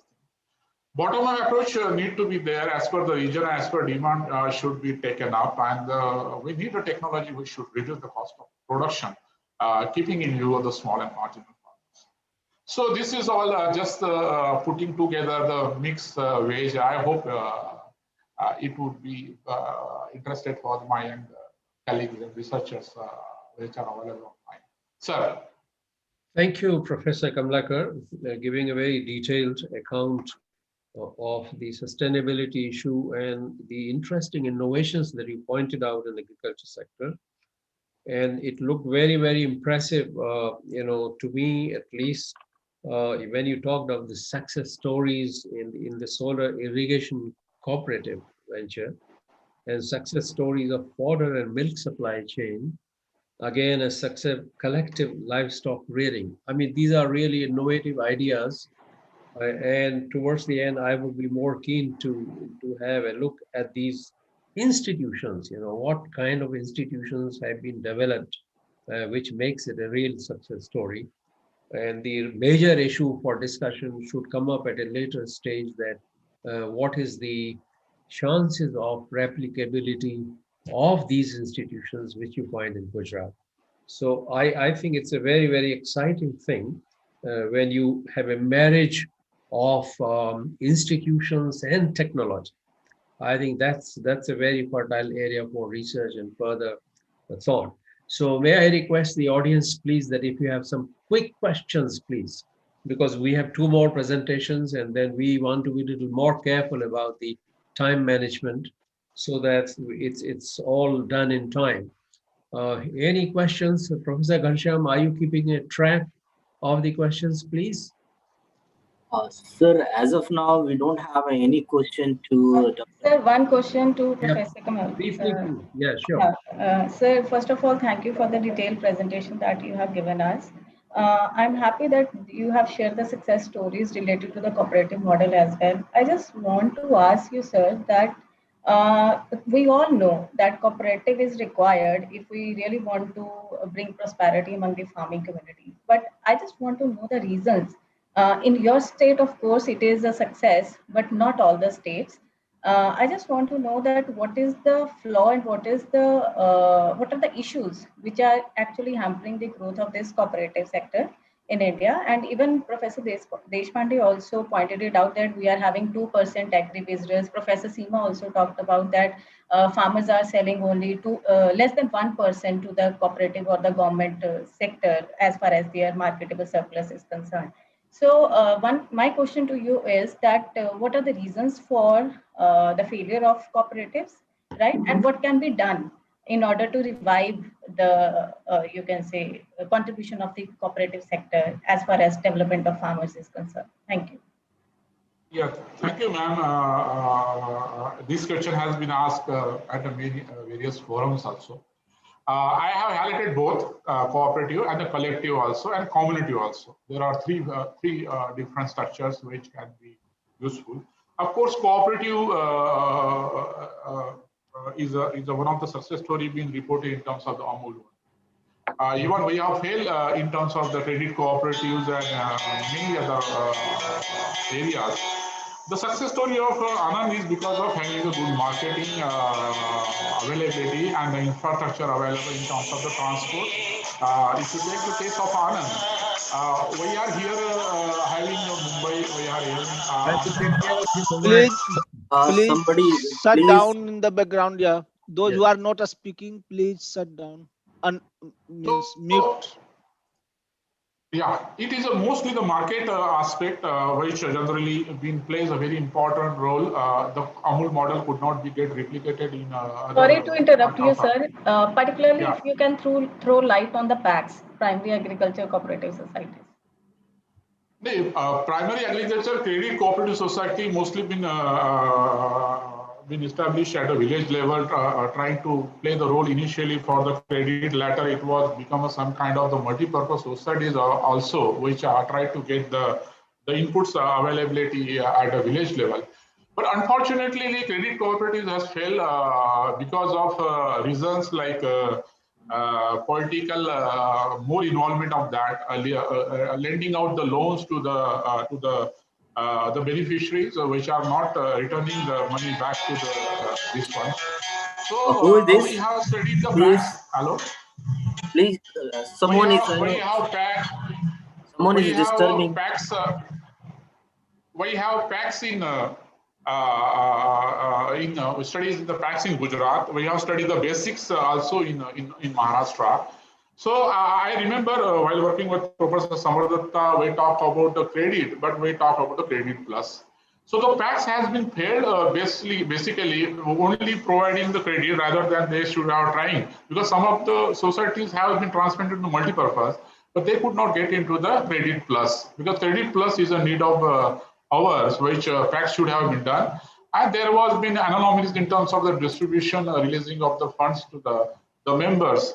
And I personally feel it is basically the political involvement in the organization of PACS. Okay, great. Thank you very much indeed. And if there is no other question. We have one question from Dr. Aviral Pandey. Okay, please go ahead. Whether market failure or a state failure, like the government or the both market and the government are responsible for the present agriculture situation, especially for the low farmer income in India. Okay, very.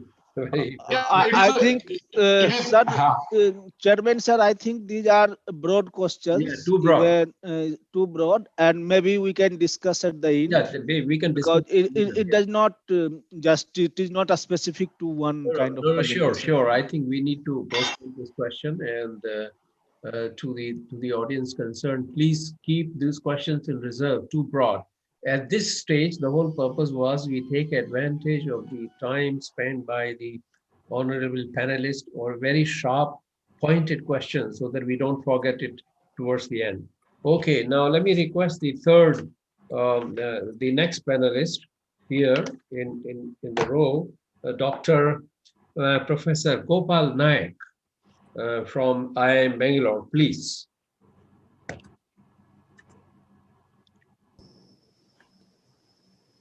Okay, thank you, Professor Vashishta.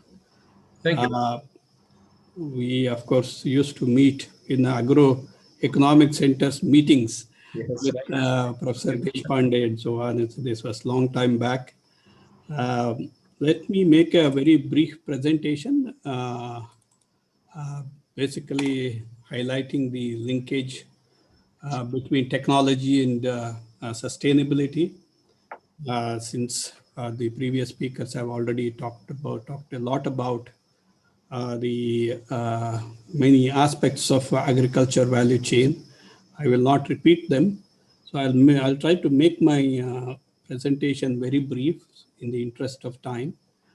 So when we talk about sustainability, we could, of course, mainly focus on two dimensions of sustainability. One is environmental sustainability, and the other one is, of course, economic sustainability. Both of these have to be kept in mind in order to make sure that there is a long run objective of any enterprises will be achieved. So specifically in case of agriculture, when we talk about environmental sustainability, we are talking about soil fertility, how the practices actually impact soil fertility status, excess of use of fertilizers or imbalanced use of fertilizer, which has been happening for quite a long time, how that actually impacts soil fertility, and therefore the sustainability is a question. And similarly, water, as the previous speakers have talked about, in water, there are issues with water use efficiency in many of the command areas that we see. While the head reach of the command area would have excess water, creating all kinds of issues like Ozar land and so on, the tail part of it will not have enough water. The quality of water is also another issue that's coming up, where because of the fertilizer usage, excess of fertilizer usage, as well as pesticide usage, there are contaminations. And because of that, there are also certain issues with respect to whether you can go for organic farming or not. So chemical use in agriculture is one of the most important things that we need to pay attention to when we talk about environmental sustainability. And then the next important part is economic sustainability, where farmers need to have reasonable net revenue in order to continue farming profession. And that's where the key aspects are crop choice, what crop would they need to cultivate, and how good the yields are, as well as what price they actually get in the marketplace. So therefore, what are the requirements? One key aspect is crop management itself. We need to look at market orientation in production. So that's where we have issues in the sense that whether the crop production, in some cases it may be excess production, maybe we have huge storage, but in other cases we import, like in case of oil seeds and pulses and so on. We import a lot of oil seeds, though we have the capacity to produce them. Whereas we do have excess storage or stocks in case of cereals, particularly paddy or rice and wheat. So the other aspect of crop management is the best practices in terms of sowing itself, nutrient management, plant protections, irrigation, weed control, harvesting. And then the next part comes is basically the marketing of it. That's getting the right market price. Could happen through the value addition or storage and logistics, or it could be from quality assessment or quality-based marketing. So I will share one research that one small research that we had done, in which we were able to show that proper technology intervention would help in reducing the cost. It will improve the yield as well as therefore the revenue itself.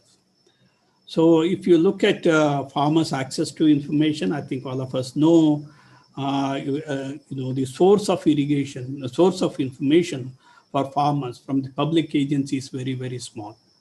And most of the farmers end up actually going to a dealer, input dealer, and try to get information, and all of them are not necessarily a correct information or good for the farmers. Because of that, there are problems that are arising in agriculture. The yield gap is high, improper agricultural practices, huge crop losses due to pest attack, and other problems and loss of opportunities, and adverse impact on the agriculture environment. I think these are basically sustainability questions. So if you look at something like manure application, when we did our survey in 2013, 14, 15, while from the baseline 13 to inline, that is 2015, there was drastic decline in the manure application. So whereas all of us know manure is very important in terms of keeping the soil fertility going, and just applying only chemical fertilizers will really affect the fertility of the soil. So we did this study in a taluka called Siruguppa in Bellary district of Karnataka. So we did what is known as RCT, randomized control trial design, and tried to see to what extent good information, providing good information to farmers, best practices would help farmers in terms of fine-tuning their practices, and therefore, it will improve the sustainability. So we, of course, collected data during 2013, 14, and 15. So we did 2 years of experiment, and mainly the crops were cotton and paddy. So this was a randomized control trial design, which helps us in terms of avoiding certain biases that usually are there in data analysis or research, and also helps us in investigating the causality. That means, because of the information, we are able to see that there is an improvement in the yield or net returns. So this difference in difference estimate is what we did, which is quite popular nowadays, especially after Abhijit Banerjee's work for a long time in using experimental design in economic research.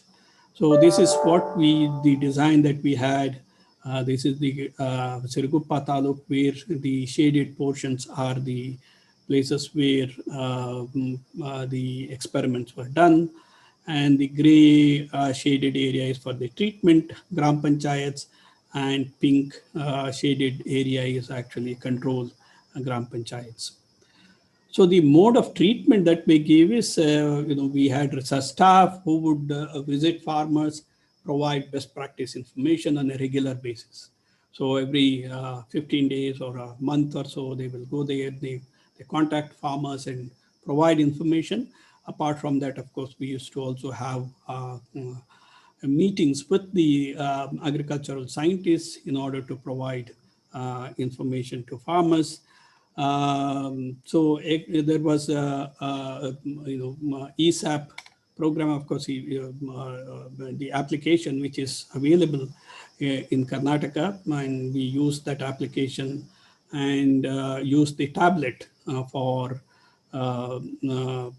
conveying the message to the farmers, which was helpful because there were pictures of the pests and so on, and also the videos about how to spray pesticides and so on. And we realized that a lot of times when you say seed treatment, then farmers may not understand it properly, and we have to demonstrate and show that this is how treatment is done, and so on. So therefore, it needs a clear method of conveying to farmers that this is how the technology can be effectively used in order to make sure that they get the right benefit from the technology.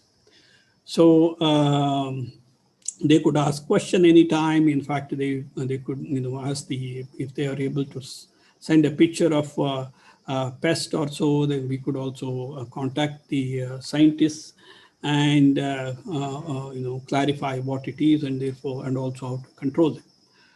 So the suggestions that we gave to farmers were on seed selection, seed treatment, spacing, manure, fertilizer, herbicide and insecticide usage, frequency of weeding and intercultivation, pest and disease management. Of course, a lot of these things are available in package of practices, but most of these are need to be localized, made it, you need to make it, applicable to that local area. And also they should be explained very clearly, whether it is, spraying of pesticides, how to spray, how to, prepare the solution, what kind of a nozzle that you should use, and how exactly that, this insecticide or a pesticide should be used. So there are a lot of things that goes into actually conveying these messages in the field. And because of the lack of these, what happens is, farmers do the way they understand, and which may not be effective in terms of controlling pests or insects, and therefore they end up having losses.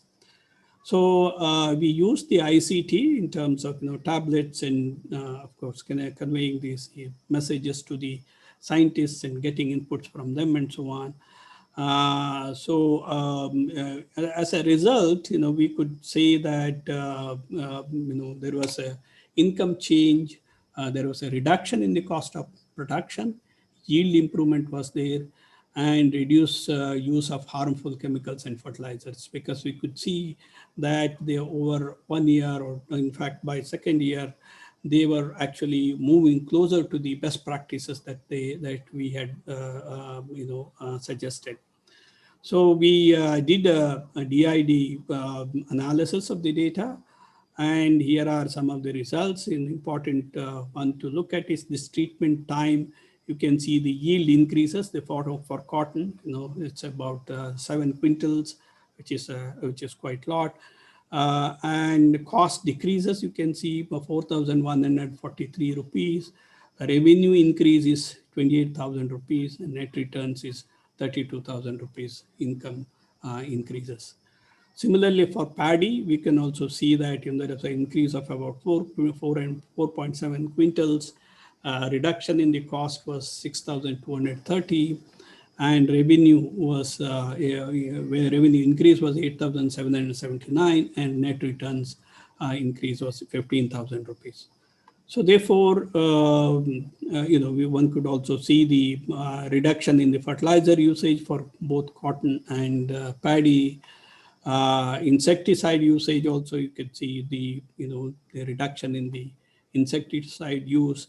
So therefore, it is possible to reduce chemicals or apply balanced fertilizers, nutrients with proper agriculture extension services, and therefore improve the income, improve the yield, and therefore also sustainability of agriculture. So this is a clear demonstration of how technology, of course, combined with as Professor Vasishtha was saying, institutional arrangement can actually lead to sustainable agriculture supply chain. So therefore, if you look at the role of technology in the whole agriculture supply chain, we would need as information all these different things. One is weather forecasting is what we need, so that it will help the farmers in better crop choice, best practices for crop management, because depending on the weather forecast, one can use irrigation, one can apply pesticides and so on. And so, weather forecasting will be very, very useful, particularly the short-term weather forecast. And then the second one is market forecast is very much needed. If you want to make our crop planning according to the market needs, so we need to do a market forecast, which will help in deciding the crop variety choice and input application. Sorry.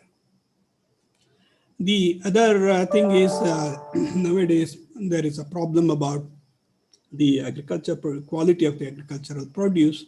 So where certification is required, it could be good agricultural certificate, could be organic certificate, fair trade, and and the like. So therefore, one has to follow best practices in order to get these certificates. So in terms of input application, harvesting methods, and various other cultural methods.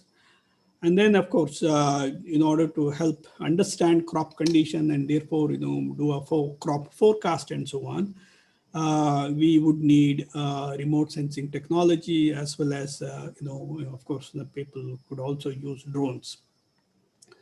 Then the other services that we need in the supply chain are, of course, storage. There are different technologies available apart from cold storage, silo bags, and nowadays there are other technologies are also coming up. Logistics, reefer containers and so on, particularly for perishables, and quality assaying. That's another thing, another area which is important in terms of making sure that the transactions are, are quick and also efficient. Newer technologies that are emerging are computer vision, near infrared or NMR technologies, which will help in assessing the quality quickly, particularly the chemical compositions, so that one can transact the produce based on the quality assessment. Because of the lack of such facilities, farmers again, farmers get cheated, and therefore they are not able to get proper value. And also, there are several intermediaries getting into the agriculture supply chain because you need quality assessment, and so therefore more intermediaries are actually involved when there is no proper quality assessment method that is available. Then marketing technology. So e-commerce, of course, at the retail level has been very popular. ICT usage, like we, in fact, in Karnataka, we were the first one to introduce the e-marketing services, the e-trading platform. The Rastriya e-marketing services is one of the earliest one, and based on that, the ENAM was actually developed. And in Karnataka, this has been going on quite well. Still, of course, there are developments required in terms of quality assaying and so on. But in terms of transactions, especially e-trading platform, this has been done very well. And then, of course, I just want to map the supply chain stages with the technology and how it actually leads to sustainability in agriculture supply chain. So as far as the crop choice model is concerned, the kind of information that is required are weather forecast, yield forecast, and price forecast. And the technology that we need is forecasting models, of course, weather parameters, automatic weather stations, and so on, so which would help in actually getting better weather forecast. Then in the crop production stage, you also need a weather forecast. Apart from that, crop advisory on crop management, which are mostly the package of practices. And of course, certification is becoming very important, as well as production estimate. And the technology that are needed are basically forecasting models, technology of crops, like whether seed technology or best practices and so on. Sensors, the moisture sensors, and of course, nowadays, people are talking about nutrient sensors also. And then there should be a data capture and quality assessment technology, so that one can do a certification more easily. And in case of production estimates, remote sensing technology would be very useful.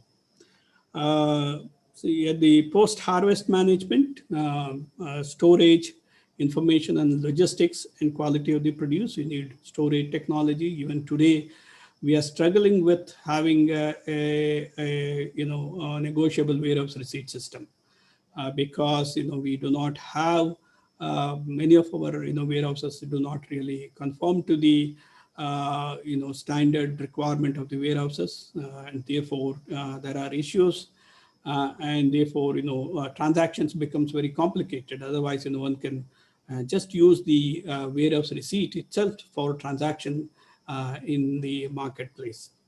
Then, of course, transport technology. I was talking about reefer containers and so on. perishable products, especially in the recent years, the horticultural production has increased tremendously. And in order to, keep them in a better quality, the good transport technology like reefer container is important. And quality assaying methodologies or technologies which are important in transactions, especially the transaction over e-trading platforms or distance, transactions. In marketing, one has to look at value addition possibilities, demand and prices. These are the pieces of information required, and the technologies in processing and packaging. Demand forecasting is another area that needs to be, fine-tuned, as well as price forecasting. So these are technology mapping that one could do with the supply chain stages. And if we have these technologies properly arrived at, we could achieve a sustainable, agriculture value chain. So let me stop at this, and in case if there are any questions, I would be happy to answer. Thank you, Professor Naik, for giving an excellent presentation. And it's really impressive that you talked about the real issue of the communicating with farmers. So information content given to the farmer is extremely crucial. And even more important is how you do it. The traditional ways we have been talking about, communication, extension and all that, but the kind of thing that you pointed out, the interactive approach, and it's a real-time approach, and you have a very local area specific information. I think that's the key factor in your research. And apart from the econometric analysis that you did, I think complementary factors that you have pointed out, that after communicating technology to the farmer, you need to have a lot of complementary factors. For example, weather forecast, demand forecast, market research, for crop forecasting, storage, quick transactions. All these things are really complementary factors, and very good, putting things together. Your main driving force being the communication with the farmers, communicating technology, and complemented by these factors, I think would bring really wonderful results. And I would have a little more queries later on the e-marketing success, because Karnataka is the originator of the idea and success. So we can talk again more towards the end. In the meantime, to the audience, please, if you have quick questions to Professor Naik. Professor Vasish, this is Shekhar. Can I come in? Please, sure. Yeah, Professor Naik, wonderful presentation. Thank you very much. I have two specific questions about the RCT. The first is, are the control and the treatment GPs, are they similar in endowments, initial endowments? One. Number two, is the treatment, that is the extension services that are provided to the treatment group, are they completely absent in the control group? Were they totally denied to the control group, so that we can attribute all the effect to that extension? Thank you. We have, compared the endowment between the control groups and the treatment group. And on most parameters, they were similar. And in fact, we have randomly allocated these GPs to control and treatment, and they are from one taluka. So therefore, we had anticipated that they will be similar in endowment, and when we actually checked it, and they were actually similar. Very good. Great. So highly technical question and technical answer. And I hope the economists welcome that approach, because experimental design, bringing into policy issues is Professor Vasish, just I want to make one small point. Professor Naik, in your presentation, you mentioned that DIT actually takes care of the time varying heterogeneity, but I think it's a typo, it's a time invariant heterogeneity it should be. Because I'm saying that because I mean, many of the sorry, students yeah, must be watching and they may yeah, actually. Yeah, you are right. Sorry. I think there is a typo here. It's a time invariant heterogeneity.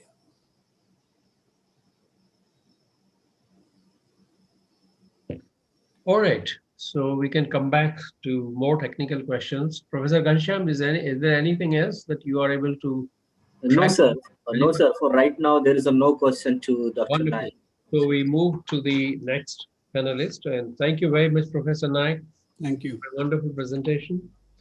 And now this is the last in the sequence, Dr. Amarnath Tripathi from Sharda University.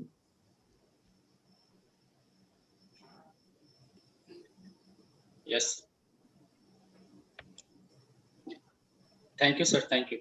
Thank you, Ghanshyamji, for inviting me for this discussion. And I am not making any PowerPoint presentation. I will just put forward some of my points here. Since yesterday, we have been talking about the importance of institutional innovations in agriculture, particularly when we want to collectivize the agriculture. So now the question, why we do want to collectivize the agriculture? What is need of collectivizing the agriculture? It is mainly because the kind of farm size we do have. We have large number of small and marginal farmers. Even about 90% farmers are small and marginal farmers. 70% farmers basically operate less than 1 hectare land. So keeping this in view, we have to basically collectivize the Indian agriculture. And to collectivize Indian agriculture, we need institutional innovations. But if we see our Indian agriculture, we made a significant progress in terms of the production. In both cases, food crops and in the horticulture crops. If we look at the statistics in 2016-17, food crops, we received about 275 million tons. In 2021, it is estimated figure is that is 303 million tons, whereas horticulture crops is greater than the food crops. It was 301 million ton in year 16-17 and increased to the 327 million ton in 2021. It is the estimated figure though. So we have made a significant progress in terms of the production. Though we have a certain challenges in the production sector. For example, we have a low productivity, and when we are saying the low productivity, we are comparing with other countries. But we have a low productivity within country also. Why within some country there is an interstate variation and intra-state variation in productivity. Though the National Food Security Mission is making significant contribution in this area, but still we have a low interstate and intra-state productivity in most of the crops. And then the climate change, another challenge that we do have. And then again, the continuous increase in food demand.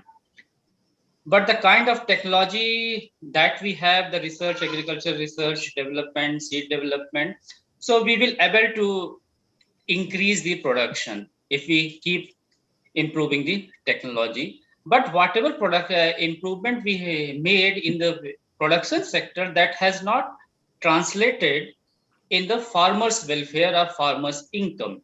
And this is mainly due to the market imperfections.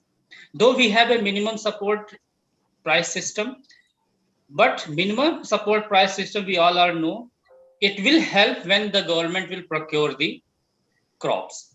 But government, there is effective procurements in only 2 crops. One is rice and wheat, and it is not for all farmers. Only less than 10% farmers are getting benefit of this procurement.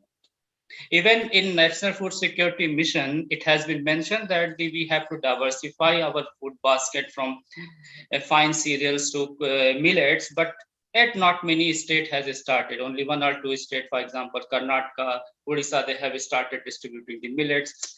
While the millets, if we start procuring, it will also contribute to the farmers' income, because the most of the poor farmers, the millets are being grown by the most of the poor resourceless farmers in the country.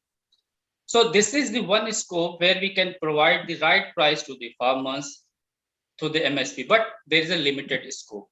So we need to improve our market, and there are market imperfections in the agriculture marketing in India. And why there are market imperfections? The main reason is the entry barrier that we have in due to the involvement of intermediaries.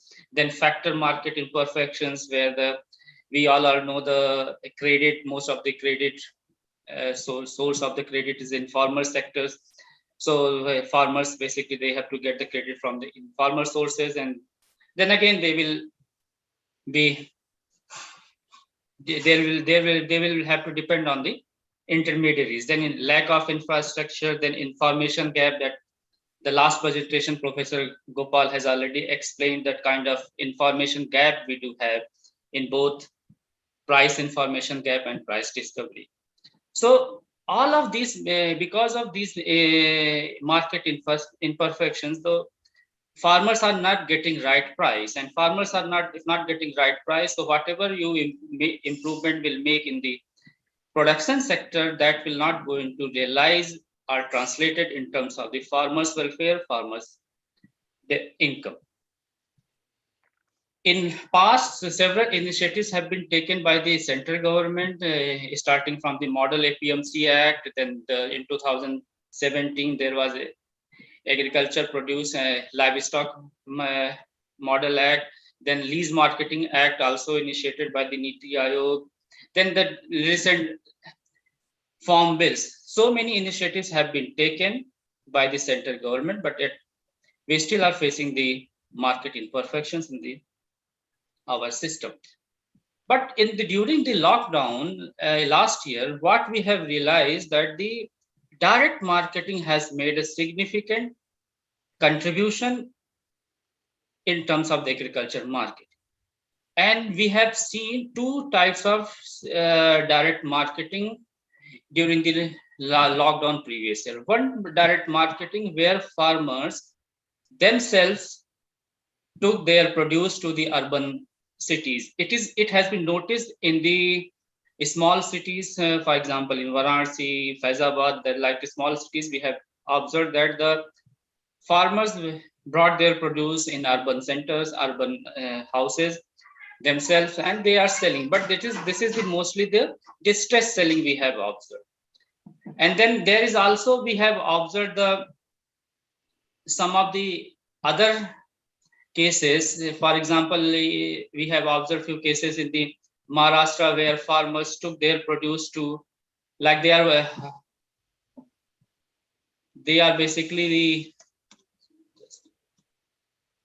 fruits grower, and they brought their produce to the Gujarat. But buyers were not willing to buy their produce just because of the coronavirus uncertainties. And then also we have observed that from the grape farmers in Nasik, that during lockdown they were unable to find any buyers. And then what they did, they basically dried their grapes and converted into raisins. But again, when they want to sell their raisins, but they are not able to do because it is not listed in the e-Naam platform. So these are some problems have been faced by the farmers during the lockdown when they have tried direct marketing. But there is another model was also used during the lockdown, where the direct marketing linked with the FPOs, FPC, and agriculturepreneurs, where farmers received a lot of benefits.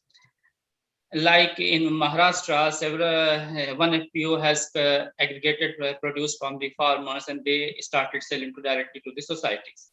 Even they have started bringing the basket from all selected food items, vegetables, and they are delivering to the housing societies. So some of the initiatives, the similar kind of initiatives have been taken in Bangalore also, and Nagpur, Pune, Navi Mumbai. So such initiatives have contributed when the direct marketing linked with the FPOs. But what we have observed, it is not being utilized across the country, though during the lockdown on 6th April 2020, the central government has, Ministry of Agriculture notified that the direct market APM state can alter the APMC Act to allow the food FPOs to directly buy the produce from the farmers. So most of the state has done that, like Madhya Pradesh, UP, Gujarat, Karnataka. So most of the state has altered their APMCs according to that.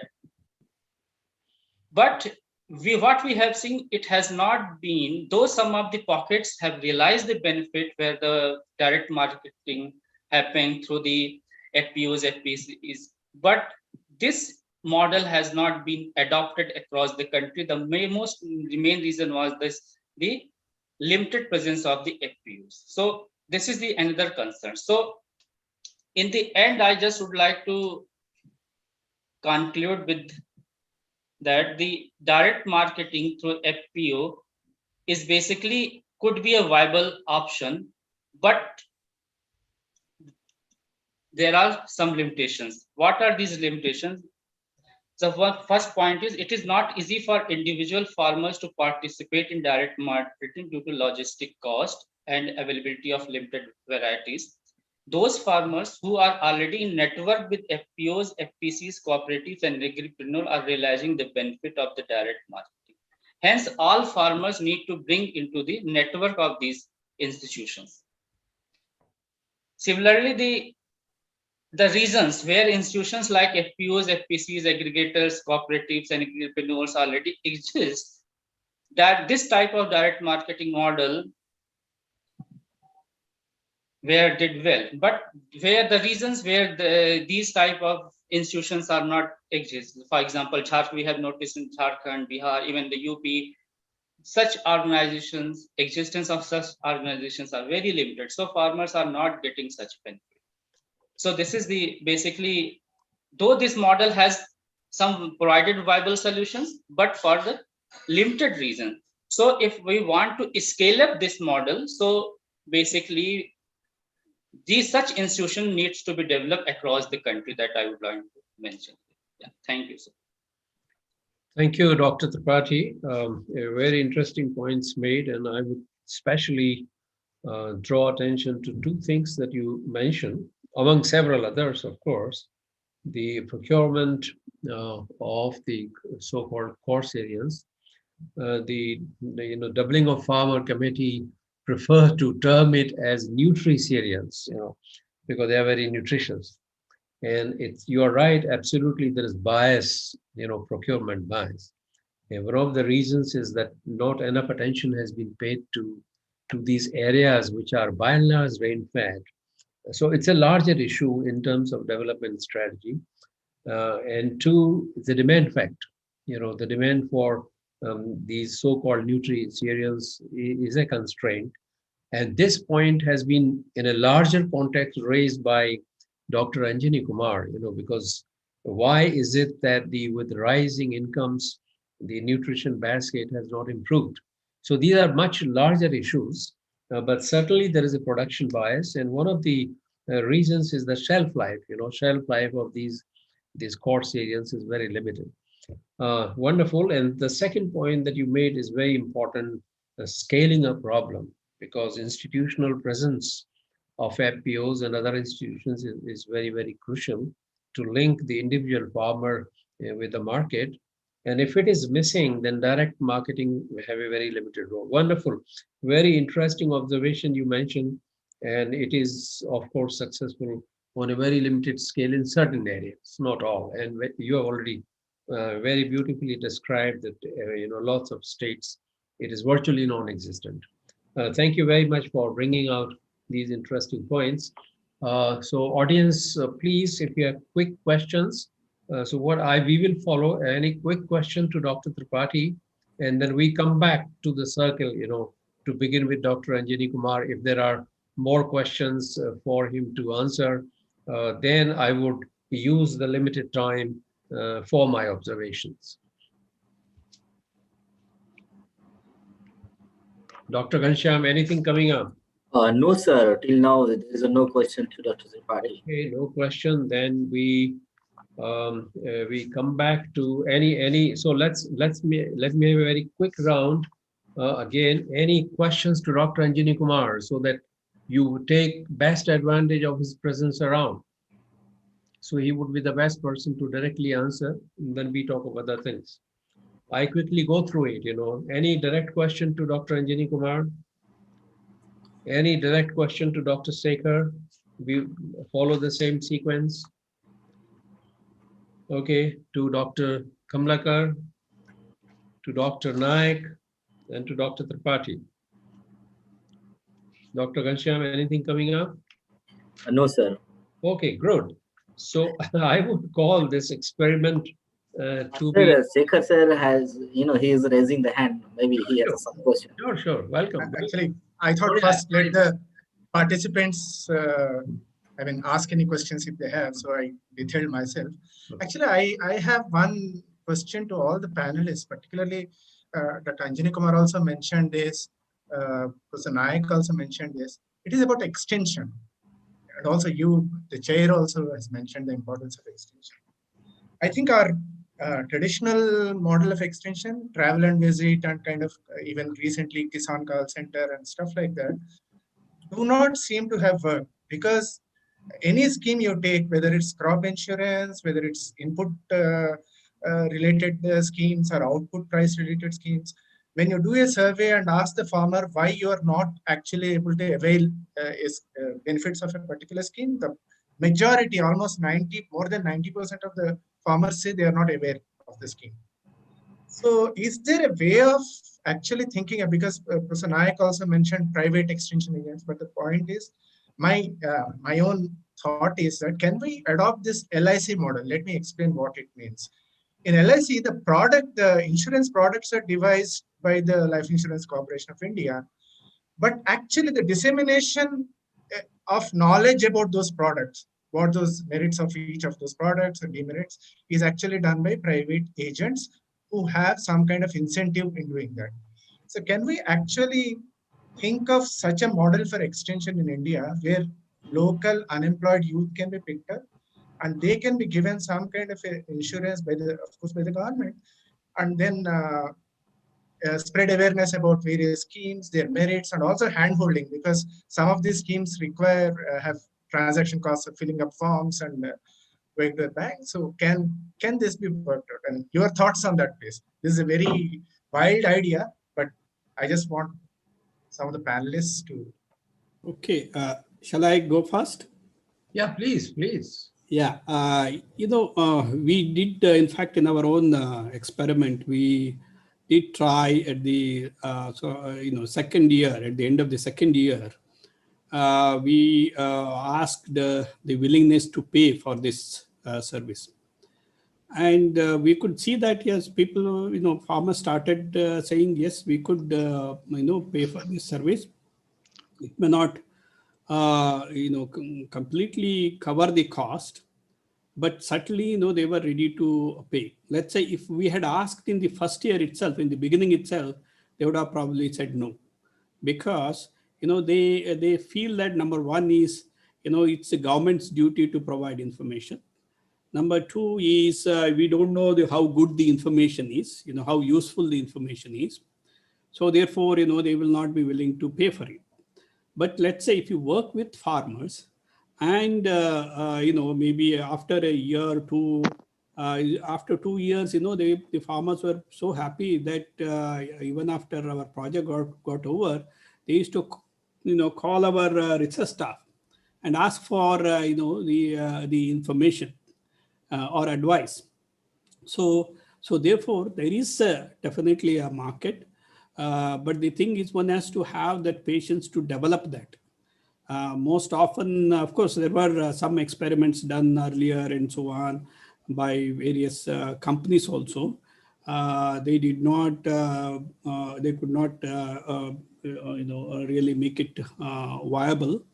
But what it needs is, it should be a joint effort by government as well as private companies and so on. Because, again, we don't want a situation where, people just advise for a particular brand or so just because the the companies is giving them higher margin or something like that. Okay, so there could be all these kinds of issues that can come in. Though the best way, I think, in the current context is basically farmer-producer organization. If the farmer-producer organizations are there, and if they can have an extension officer, then that's the best thing to do. So there is a need-based extension that can happen. If they can be enabled with technologies like TAB, a connectivity with the Krishi Vijnana Kendras and so on, so that, if let's say the extension person is not able to answer the question, then the KVK should be able to answer and so on. Again, I think another dimension that we are sort of missing is basically the market orientation. So far, nobody is able to give this information except the private sector. Even something like, futures price that are existing now is not available to farmers.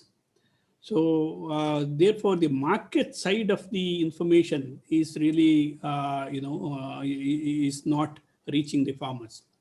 So if there are farmer-producer organizations which can actually sort of try to collate this information, or if there is a federation of FPO which can have a good cell of market intelligence and collect information on these individual crops from various places, domestic, international, demand, supply, weather information, and so on, and can share that information with the FPOs, then that would be quite useful to the farmers, and one can make it much more market-oriented production in such cases.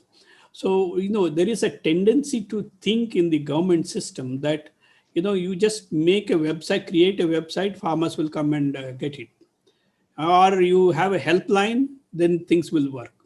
Government had created helpline, but again, this won't work, because one is, of course, to what is the kind of interest the helpline running organization has in terms of providing information, right information to the individuals. We didn't find any impact of these helplines also. So it's a quite involved effort to really convey very useful information, locally specific information to the farmers in a way that farmers understand. That's very important. We were trying to tell them to go for seed treatment, but they didn't know how to treat the seeds. So we had to demonstrate it. This is how you treat the seeds. So that's important. Demonstration, and maybe you can use multimedia techniques in order to convey the messages clearly so that they understand it well. When we suggested the pesticides and so on, we gave actually a printed advice so that they can take it to a dealer and actually ask for that specific thing. Otherwise, what happens is you give them a technical name, they don't remember. You say monocrotophos or something like that, they can't remember that. Okay, and they will go and ask for some pesticides, or they will say this is what the insect is, and therefore they are at the mercy of the dealers to get the pesticide. So that's what happens. So I think one of the best way for extension would be if farmer-producer organizations actually are working. And farmer-producer organizations could also be very useful in interacting with the input market as well as output market. So I think the major challenge is, how do you run or establish and run farmer-producer organizations efficiently? Thank you. Very good. Right. Any other observation? Sir, hello. Sir. Any other observation? Yeah, yeah, please go ahead. No, sir, please, Anjali sir. Yeah. You complete. So, sir, on extension, just I have a couple of points which Dr. Sekhar has raised. I think there are examples. It has not become widespread. Means some of the state governments, like even in Bihar, they have recruited these kind of people, agricultural coordinator they call, and they try to put at grassroots level, and it is helping, but not up to that kind of extent. And another is, if you look at the AI services in the livestock, in many states, the cooperative organizations or even the private organizations, they impart training for 3 weeks, 4 weeks, and in that they do the AI services to different and also primary aid to the livestock, and it's working well. It's working because I have been interacting, and in a state like Bihar, almost 40% of the services are being done by those networks. And there even Sudha, they have issued cooperative organizations, they have issued the certificate, and also credibility also increases, and also they supply the Siemens. So again, traceability and other issues are taken care. So there are some experiments here and there, and we need lot of FPO again can be a very good vehicle for both extension as well as other services. But here again, we need to be, as someone was pointing out, you pointing out that it should not be too much supply driven, because we know many of the FPOs, they have siphoned off the fund from NABARD because they give for 3 years around 9 lakh rupees, and many FPOs, even farmers, they were not aware that they are the members of the FPOs, and those money just disappeared. So we have to be careful. Means first of all, lot of awareness, lot of sensitization. So there will be a clamor or demand from the stakeholders, from the farmers for FPO. It should organically evolve to the FPO. It should not be thrust from the state. This is just the point. Very good. Any other observation, please?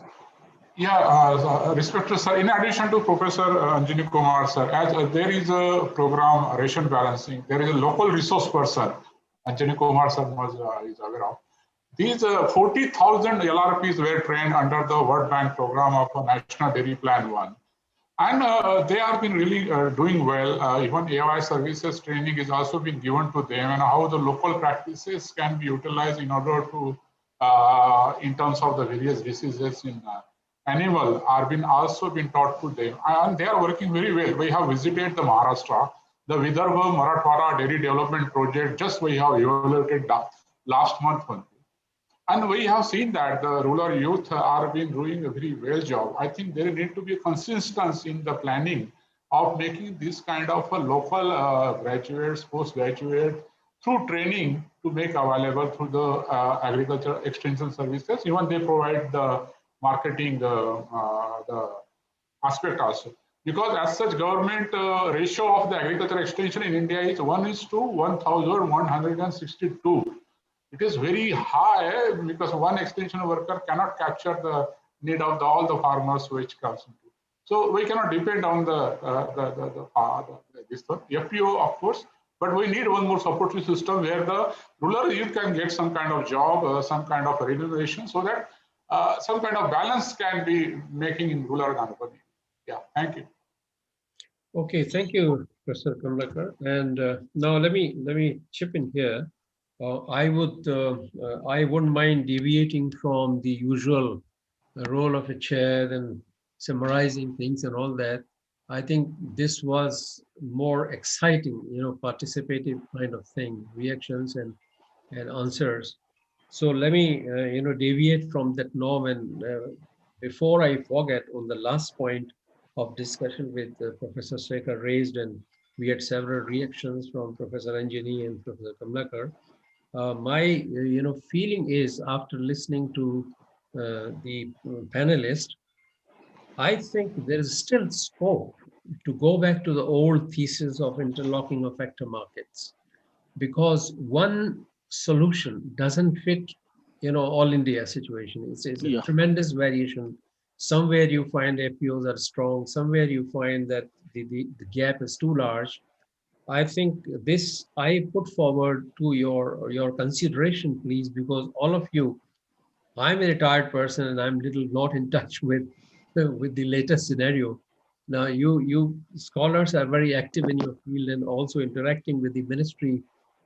Kindly try to convince the people, the funders, funding agencies, including the ministry, that there is still scope to revisit the thesis of interlocking of factor markets, because the role of input suppliers is still significant in the Indian context, whether it's credit or something. So when that fellow gets tied up, with the input supplier, the farmer has a tendency to listen to him more, whether it's fertilizer or something else. So please revisit that thing. And maybe it's not equally relevant to all areas like Gujarat or Maharashtra or somewhere where institutions have developed, but where institutions have not developed, especially there is a scope. And let's get back to this theme from research angle. Now, one more point on this, the relationship of an extension agent, whether it's the input supplier or the FPO or the government agency or a private agency, is almost like a doctor-patient relationship. That if the doctor had no time to listen to the patient, howsoever educated and enlightened you may be, then the patient tend to lose confidence in the doctor. That's a very well established fact. And if you rely too much on technology, that you put everything on the website, everything on that, and have a video call and talk to the doctor, I think it has a limited role. Same thing about technology, because somebody, as Dr. Naik was also saying, that you have to go to the ground level and area-specific issues are to be taken up by the agency concerned. I'm deliberately using the word agency. It could be the researcher himself or herself. It could be FPO, it could be KVKs, it could be some other agent. So basically, this relationship has to be strengthened in principle. Okay, so right, now let me go back to the traditional mode of discussion, and we need to finish within a few minutes. So I need not repeat the critical points that various panelists made, but I would certainly point out that that few things were highlighted, like not all of them, of course, time limitation there.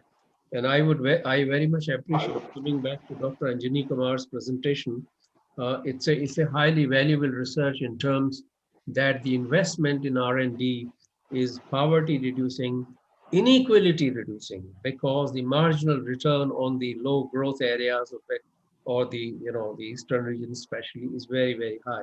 So that's point to be taken care of, where the resources are to be allocated. Now, if you look at from the macro angle, so it is why I think the strategy for concentrating on eastern region is in the right direction, and the driving force, public sector investment, being very, very important.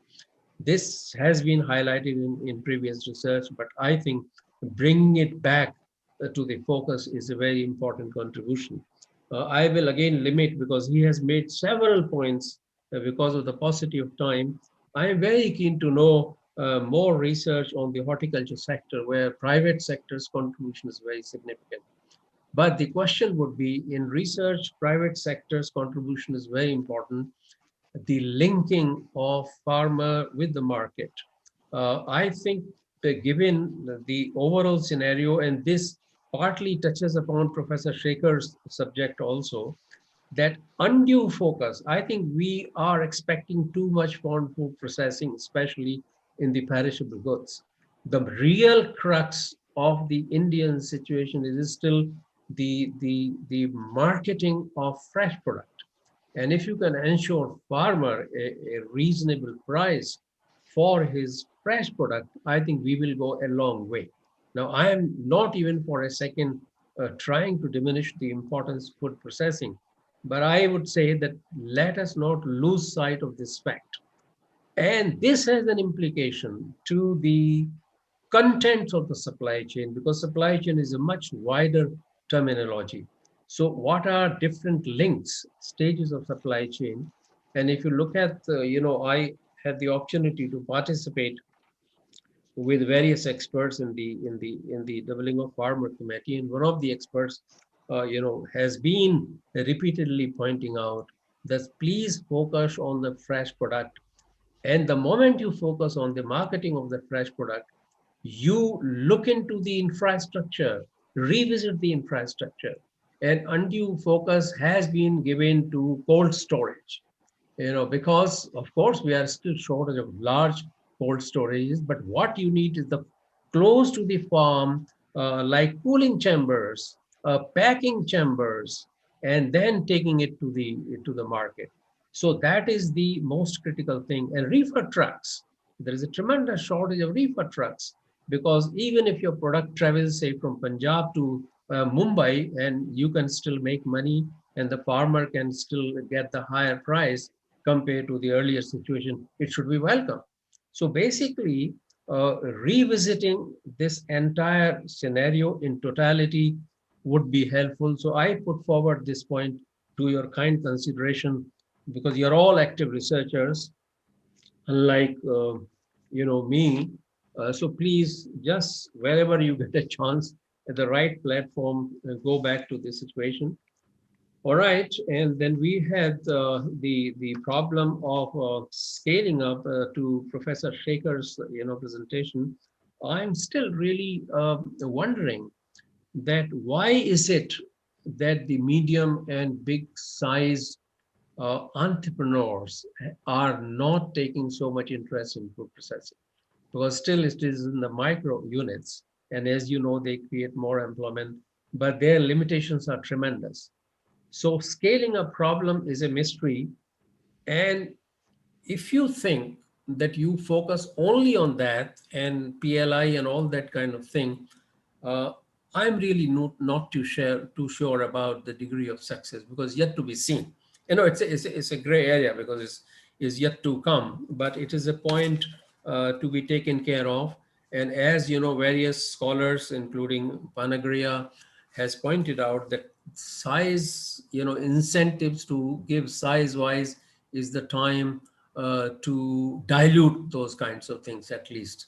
So it's an area of research, continuing research. I'm not too sure which way we need to go. Okay, then we had the discussion on, 1 minute, I lost the sequence. You give me a minute. I had noted down a few things. Okay, then we talked about, Professor Kamlekar, I have already pointed out your beautiful contribution, especially to the success stories of solar irrigation. My submission would be that whatever your case studies of success story, could you kindly have a look at it other regions? Whether you have special factor endowments of a region where these things are successful. If these stories can be replicated elsewhere, that would be a great contribution to the energy area, because energy component in agriculture is very important, and especially in supply chain. Because I heard in a conference on supply chain, where one session was entirely devoted to the energy use and optimizing energy use in the supply chain. I'm not too sure actually what role the solar energy can play. And one thing that the battery, research, sorry, we lost that. Oh God. Sorry, we lost. I'll be trying to come back. No, you are still. Okay. We are able to listen. Yeah. Okay, so let me just finish it, because time would be lost in that. So similar, the points that you mentioned about fodder and milk supply chain. So you have and collective livestock rearing. I think these are very good examples. So kindly see, apart from Gujarat and these areas, whether these stories can be replicated. Now, I've already made some points about Professor Naik. He has a beautiful experimental design, and Dr. Shekhar also made some questions clarificatory. I would say that I wouldn't repeat the entire thing, but the driving factors that he said was the interactive approach and the complementary factors, I've already pointed out. So marriage of these driving force of interactive factors in real time and location specific, you need to supplement these factors by market forecast, quality, check, crop forecasting, etc., etc. So very useful area of research. And last point about Professor Naik's, I would say that could we see this kind of success story beyond Karnataka? So please, if you have a chance to do research on other parts of the country, can you put your some of your students to this job and see that why ENAM has a very, very limited role elsewhere. Okay, then the last thing that we had, Dr. Amarnath, we have already talked about direct marketing and the role of institutions. Well, great. It has been a great learning for me. And thank you very much indeed for giving me this opportunity to interact with you and meet our old friends. Thank you, Dr. Kansham. Thank you, SRM University. Thank you all the participants and panelists for a beautiful discussion and spending your time. Hand over to now Dr. Kansham. Thank you so much, sir, for your spending time with us, right? And we are thankful to all the panelists who present here and discuss and made wonderful presentation here. We learned a lot of things, right? And it was great for the learner, for the scholars in the field of the agriculture economics from the last day. Yesterday we are learning a lot of things from the lot of top agriculture economists of the country.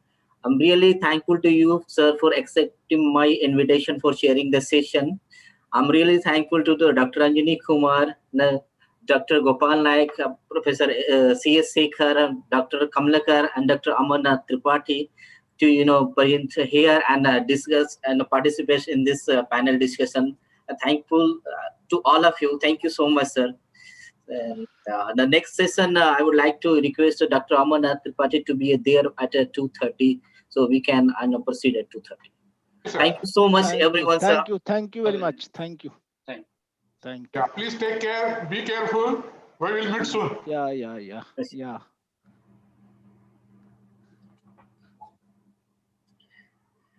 Nitin, can you hear me? Yes, sir. So right now we will take a break for the 1.5 hours, right? And again we will come back at 2:30. Okay, sir. Okay. Kamlakar sir, thank you so much for here. We're really thankful to you. How are you? All is well, sir. All is well. Varun is also. Hello, sir. कैसे हैं? ठीक है, sir. Varun is also here, sir. Acha, Madan is also there. Okay. Hi, Varun. Hi. Hello, sir. Namaste. Nice to see you, sir.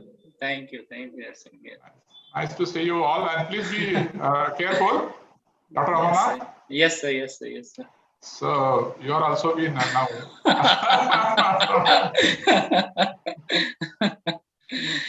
Even Janshamji also seems to be with the beard. Huh? No, it's just because of lockdown, sir. We are having online work from home, so. We are saving time, sir. Yeah. And the resources are as well, right? Because we cannot go for the charge our trimming machine, so it will save the resource. No, nice one. Thank you. It's really great pleasure. Thanks to you and your Vice Chancellor, sir. Because we could meet many of the mentors also and our colleagues and the young batch, Dr. Varun also. So great, we will meet soon, very soon, and be careful. Yes, sir. Same. Thank you, sir. Thank you so much. Thank you, sir. Yes, sir. We'll see you. So, Nitin, you can go for the whole, huh? Okay, sir. Okay. So we will come back at 2:30. Yeah, exactly. 2:30 we'll come back and we'll proceed with the next session, and we'll try to finish before 4 o'clock. So because I have a meeting at 5 o'clock with the controller of exam. So how many presentations are there? I think 7 or 8. So the 10 to 12 minutes we will give, and I will finish with it. Okay. Okay. So, okay, we'll come back. Yeah. Okay.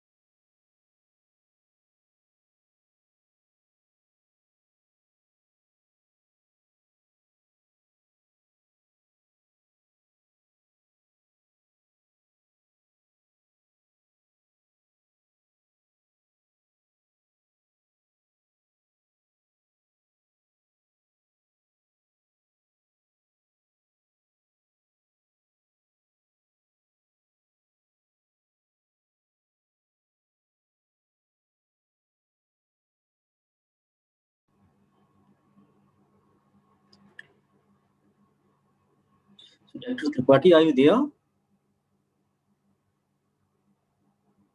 Dr. Amarnath Tripathi, are you there?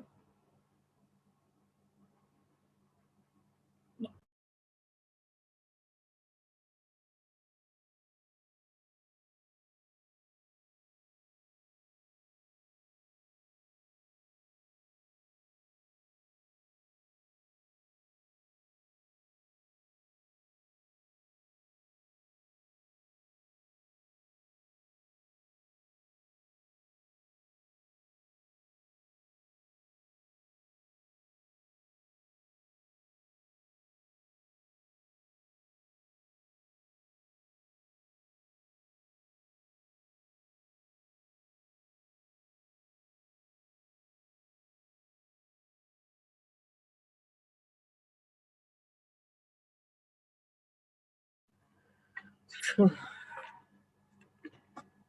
So, okay, very good afternoon to all of you, and welcome back to the second session of the second day of this international conclave. Now we are going to start with the second session, and I would like to request Dr. Amarnath Tripathi to chair the session. Before going to hand over him, I would like to briefly introduce all the presenters about Dr. Tripathi. So Currently, Dr. Amarnath Tripathi is Associate Professor of Economics at the Department of Economics and International Business, School of Business Studies, Sarda University. Previously, he has been a member of faculty in the Symbiosis School of Economics, Symbiosis International Deemed University, Pune, and also he has worked with the Institute of Economic Growth, New Delhi. He has also been a visiting doctoral fellow of Indira Gandhi Institute of Development Research, Mumbai. Now, Dr. Tripathi has over 10 years of experience in the academic and applied economic research. His research interest basically includes agriculture, natural resources economics, food security and food system, rural livelihood, economics of climate change, and public policy and impact evaluation. He has published, several papers in the national and international journal having a good impact factor, and he has also written, the regular writes a column in the print and digital media as well.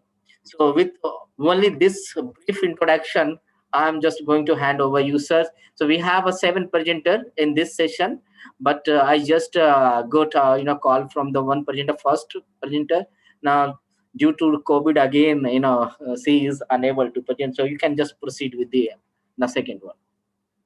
It's over to you, sir. So thank you. So do we have the list, Ghanshyam? Hello. Hello. I have already shared with you. If you wish, I can share here. 27 billion in 2021. It is an estimated figure though. So we have made. Yeah. So we will begin with the second presentation. So Dr. Subramaniam, yeah. Yeah. Yeah. Okay. Dr. Subramaniam, please.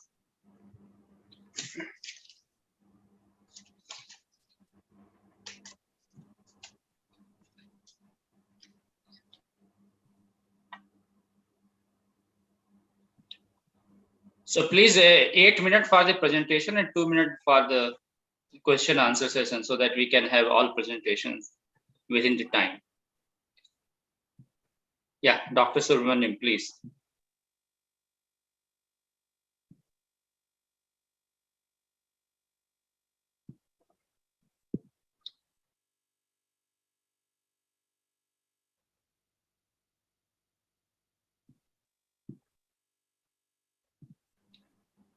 Dr. Subramaniam, are you there? Okay, until or unless he is coming, sir, I think you can proceed with the another one. So who is the next? So the next one is, Dr. Amit Bhattacharya. Okay. Dr. Amit Bhattacharya, can you start, please? He is also not here right now. Awesome. So do we need to wait for some time, Ghanshyamji? I think we can proceed with the person who is available right now. Okay. Yeah. Dr. Subramaniam is here. Yeah. We can go. So we can begin with you, Dr. Subramaniam. Can you start, please? We can't hear you, sir.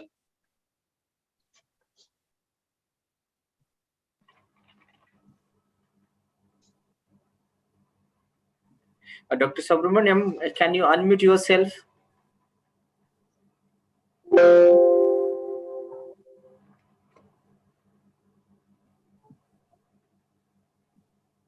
Sir, he's unmuted only, sir. I think he's having problem with his mic, I suppose. Oh. He's unmuted. Oh, he is unmuted. Okay. So I think once he will come, I think we can proceed with Dr. Rajiv Sinha here. Yeah, so Sinhaji, we can begin with you so that we can finish the all presentation on time. Yeah. Sinhaji, yeah. Good afternoon, sir. Are you able to hear me? Yeah, we are properly hearing you. Yeah, we can properly hear you. Good afternoon to you and Dr. Ghanshyam Pandey and all other present there in this session of the second day. Sir, I am Dr. R.K. Sinha from AERC, Bihar and Jharkhand, Bhagalpur University. Title of our paper is outlining sustainability of agriculture by exploiting potential of sugarcane cultivation and empirical analysis of Bihar. Sir, first of all, I would like to say that because all of the 6 members in my family, including myself, have got positive tested, and today is the 18th day, so I couldn't have been able to prepare any PowerPoint. Even then, I will try my best to deliberate in the given timeline. So briefly, I have decided to present my paper in 4 subheadings: introductory or significance, main findings, challenges or constraints faced by the farmers in the study area, and actions suggested. Very quickly, sir, I would like to say something about Bihar and the area under sugarcane cultivation. According to Sugarcane Development Department, Government of Bihar, an increase of about 11.52% in area under the crop was witnessed during 2018-19 as compared to 2017-18. Area under sugarcane cultivation in Bihar was 2.69 lakh hectares in 2017-18. It rose to 3 lakh hectares in the year 2018-19. During the same period, sugarcane production increased by 19.25%. Its production went up to 210 lakh metric tons in 2018-19 from 176.10 lakh metric tons in the previous year. On an average, sugarcane farmers get price of rupees 280.33 per quintal, having taken superior variety, second and third quality together. Whereas one of the main demands of the growers is to provide price of rupees 400 per quintal. This is the case of Bihar. When I will come to the study area, then the scenario will be a bit different.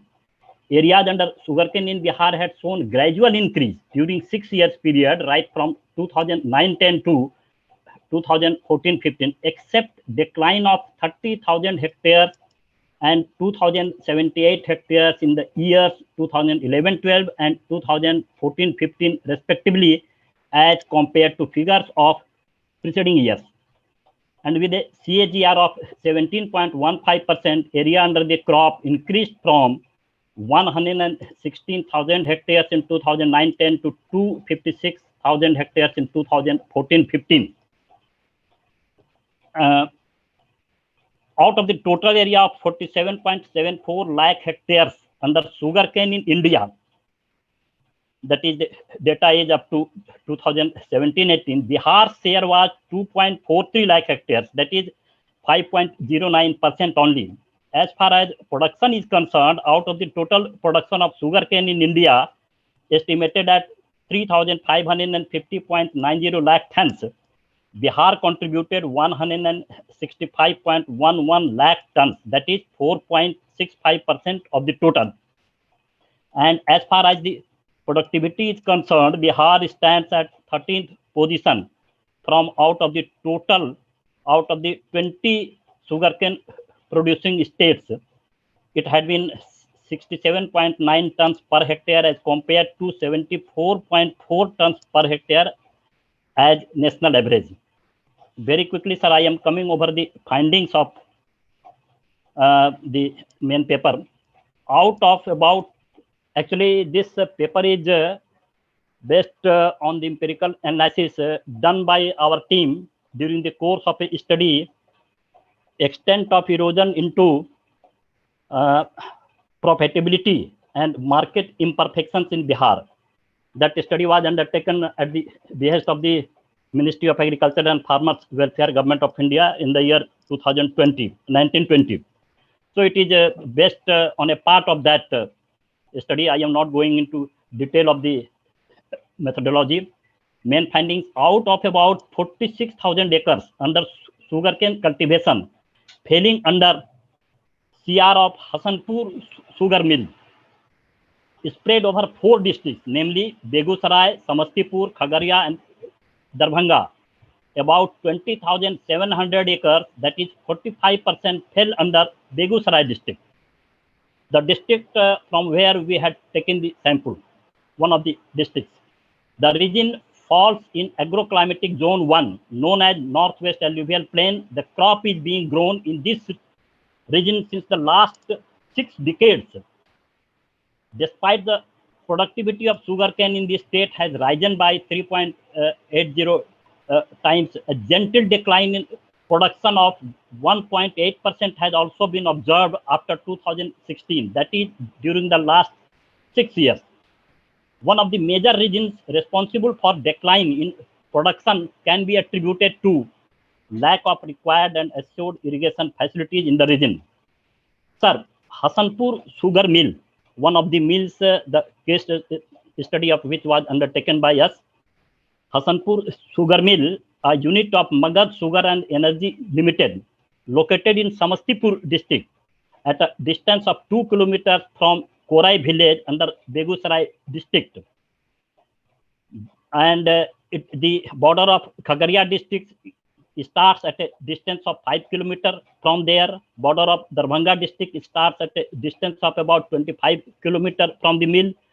And the New India Sugar Mill Private Limited is situated, one of the other sugarcane mills there, is situated at a distance of about 6 kilometers from Hasanpur Sugar Mill under the same Samastipur district. The Hasanpur Sugar Mill got its capacity expanded from 3,500 tons of cane per day to 5,000 tons of cane per day in the year 2013-14. With its enhanced capacity, it required 60 lakh quintals of sugarcane. But during the crushing season 2015-16 and 2016-17, there were short supplies of sugarcane to the extent of about 48.11% and 51.67% respectively, causing heavy economic losses to the mill. During the field survey, it was reported that prices paid to sugarcane growers for premium, normal and rejected qualities were rupees 310 per quintal, rupees 290 and per quintal. Farmers of this region prefer to grow COP 2061 Pusa variety of sugarcane. Why? Because it is multi-cutting variety. But mill owners prefer to procure CO 0238 variety, as the variety is as these varieties are harvested when temperature is relatively higher.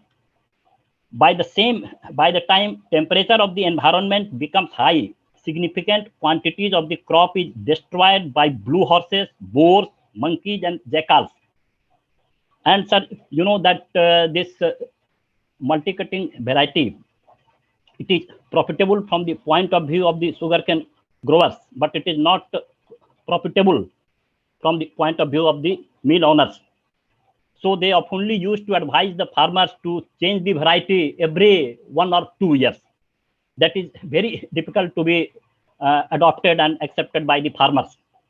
Sir, maximum yield of sugarcane in this region was reported at 450 quintals per acre by some of the surveyed farmers. It varied between 350 quintals to rupees 450. Under sugarcane development initiatives undertaken by the government of Bihar and sugar mills, cultivation of the crop was done in 12,000 acres, that is 26.09% of the total of about 46,000 acres that I discussed earlier, under command area of Hasanpur Sugar Mill, spread over 4 districts by using trench method. In 11,000 hectares, that is in about 23.91% of the total 46,000 hectares, intercropping was followed. Despite these efforts, due to problem of waterlogging, productivity of HYV of sugarcane did not show desired increase. Sugarcane mills prefer to emphasize and induce seeds of those varieties of sugarcane to farmers, the recovery percentages of which are higher and which are more profitable for them. Direction being given by sugar mills to farmers by making frequent changes in varieties of sugarcane to be grown is difficult to be come around to and adopted by the farmers. As far as the productivity is concerned, it is about 350 quintals per acre at an average. And if it is multiplied by the average rate, rupees 288.33, then cost of production per acre came to rupees 40,000 5 acre, and the price received is 1,917 rupees per acre, and thus at an average the CV ratio across all the farm sizes, it is about 1:2.12. So cost benefit ratio is quite higher in this crop, but due to some of the challenges and constraints faced in the area, the farmers are not very much interested now to continue this enterprise. So I am just very quickly trying to highlight some of the important problems found in the study area. Falling or stagnant price of sugarcane in the recent years, particularly in the backdrop of continuous rise in sugarcane prices, is the main source of incubus faced by the sugar industry during the last 2 years. Some of the observed reasons for non-availability of required quantities of sugarcane were: this sugarcane mill is situated between two rivers, namely Kareh and Gandak. Occurrence of frequent floods through these rivers. Next, about 37,495 acres, that is 81.51% of the total area in the study region under sugarcane cultivation, being lowland with hardly any water outflow arrangement, besides no proper drainage system. Next, out of the total 688 state tube wells installed in 3 districts, namely Samastipur, Begusarai, and Khagaria, which came under the command area of the Hasanpur sugar mill, 149, means 21.66%, are under the command area of HSM. Out of these, only 15 were found to be functional. It means 57.05% of the state tube wells in CRA of HSM were not functional. Delay in payment to farmers also led to despair among the sugarcane growers. It was reported, the delay was reported from 5 to 6.6 months. And then delay in pronouncement of cane price by the state government of Bihar also conks on decision making of farmers and fricks on good returns to farmers on time. Next, no subsidy of any kind is being given by the state government of Bihar during the last 4 years, that is since 2017, as reported by the surveyed farmers. And then very quickly, I would like to give some of the suggested action points. Problem of waterlogging from the region, that is study area, should be removed by devising geographically and technically suitable permanent mechanism. Number 2, meeting of the management of sugar mill with the farmers of the CRA need to be held in time. Number 3, cane purchasing should be done as per calendar. Number 4, sugar mills should not press farmers to grow single harvest variety of sugar cane only, which is more profitable for them, but should provide liberty to grow multi-cutting variety also, which would yield better returns to farmers. Next, steps need to be taken for desiltation of beds of rivers, Gandak and Kareh, which cause waterlogging apart from floods almost every year in the region. Some next overall conclusion is that, okay, as Professor Sukhpal Singh yesterday very rightly observed, that it was the age of regenerating agriculture. So smart technology, new sources of energy, human elements in the agriculture need to be emphasized. Besides, we have also to contemplate on how can we move out from full dependence on agriculture only. Innovation in technology, efforts to remove constraints of small farmers, biotechnology, and inclusiveness like aspects should also be equally considered. area or region specific development mechanism after proper trials and having a certain technical feasibility of those mechanism needs to be prepared and propagated well in advance before cropping of the sowing the crops. So if these steps are taken, I think the sustainability of farmers through regular inflow of ensured income will be there. Thank you, sir. Yeah, thank you, Sinhaji. It is really a good presentation, and the sugarcane is growing in Bihar is really challenging because of waterlogging problem, particularly in northern Bihar part. Yeah. So now we can move to the next presentation. We will having the question answers at the end. Yeah. So Amit ji, Dr. Amit Bhattacharya. And I am here, Dr. Yes, sir, I am here. Yes, please start your presentation. Keep me. I am Dr. Subramanian. I am here. Okay, so Dr. Subramaniam is also here, sir. So you can go ahead. You decide whichever whomever you want. Okay, so Dr. Subramaniam, you can begin. Yeah, not an issue. Thank you. Should I start? Yeah, Amit ji, you just wait. Let's begin the the Subramaniam, then we'll start. Yeah. Okay, sir. Okay. Thank you. Let me thank SRM University and the organizers for giving me a chance. My topic of discussion today is Industry 4 for Sustainable Future of F&B Industry, Food and Beverage Industry. By 2050, global population is predicted to reach 9 billion. As per FAO,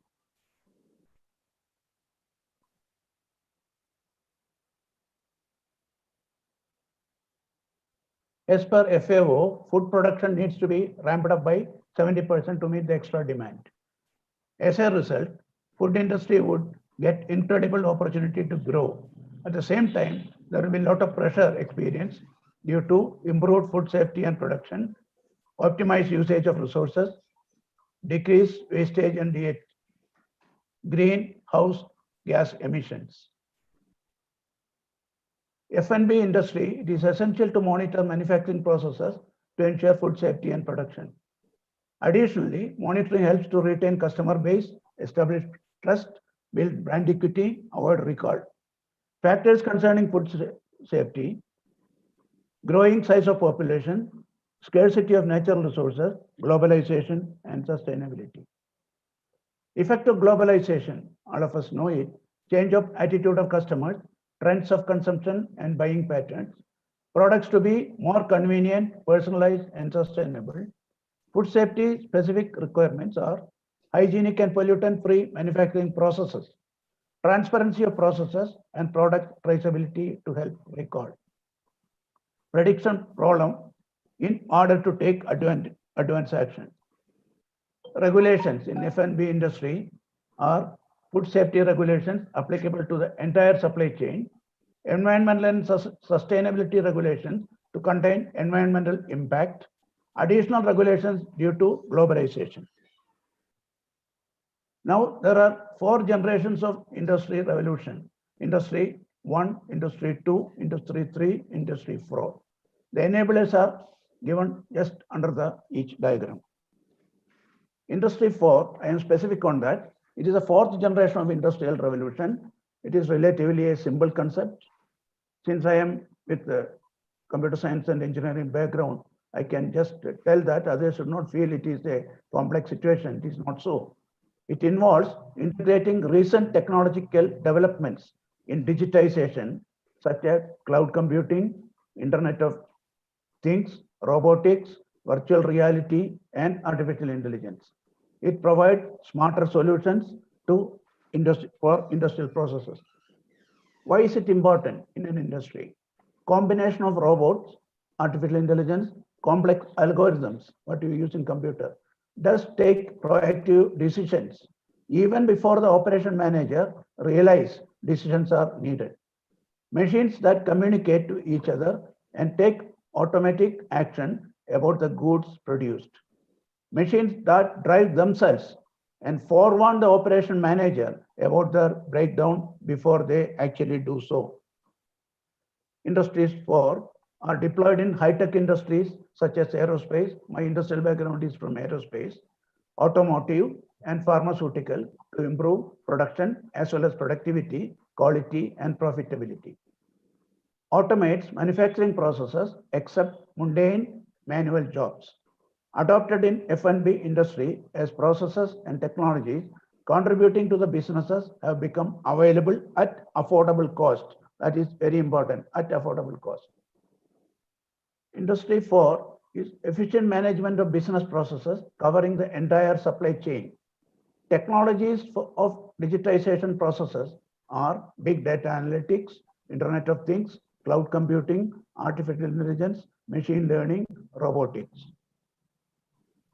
Industry 4 is an artifact of integration of processes, helps industry to meet requirements of enhanced food safety, better management of supply chain, ensuring profitability in competitive market, flexibility to respond change in consumer demands. Components of model, Industry 4.0 model comprise robot, real-time process, predictive processes, virtual reality. Components are integrated for automatic monitoring and control of the processes along the supply chain. There is a lot of crosstalk, please. Robots are one of them used in food and beverage industry.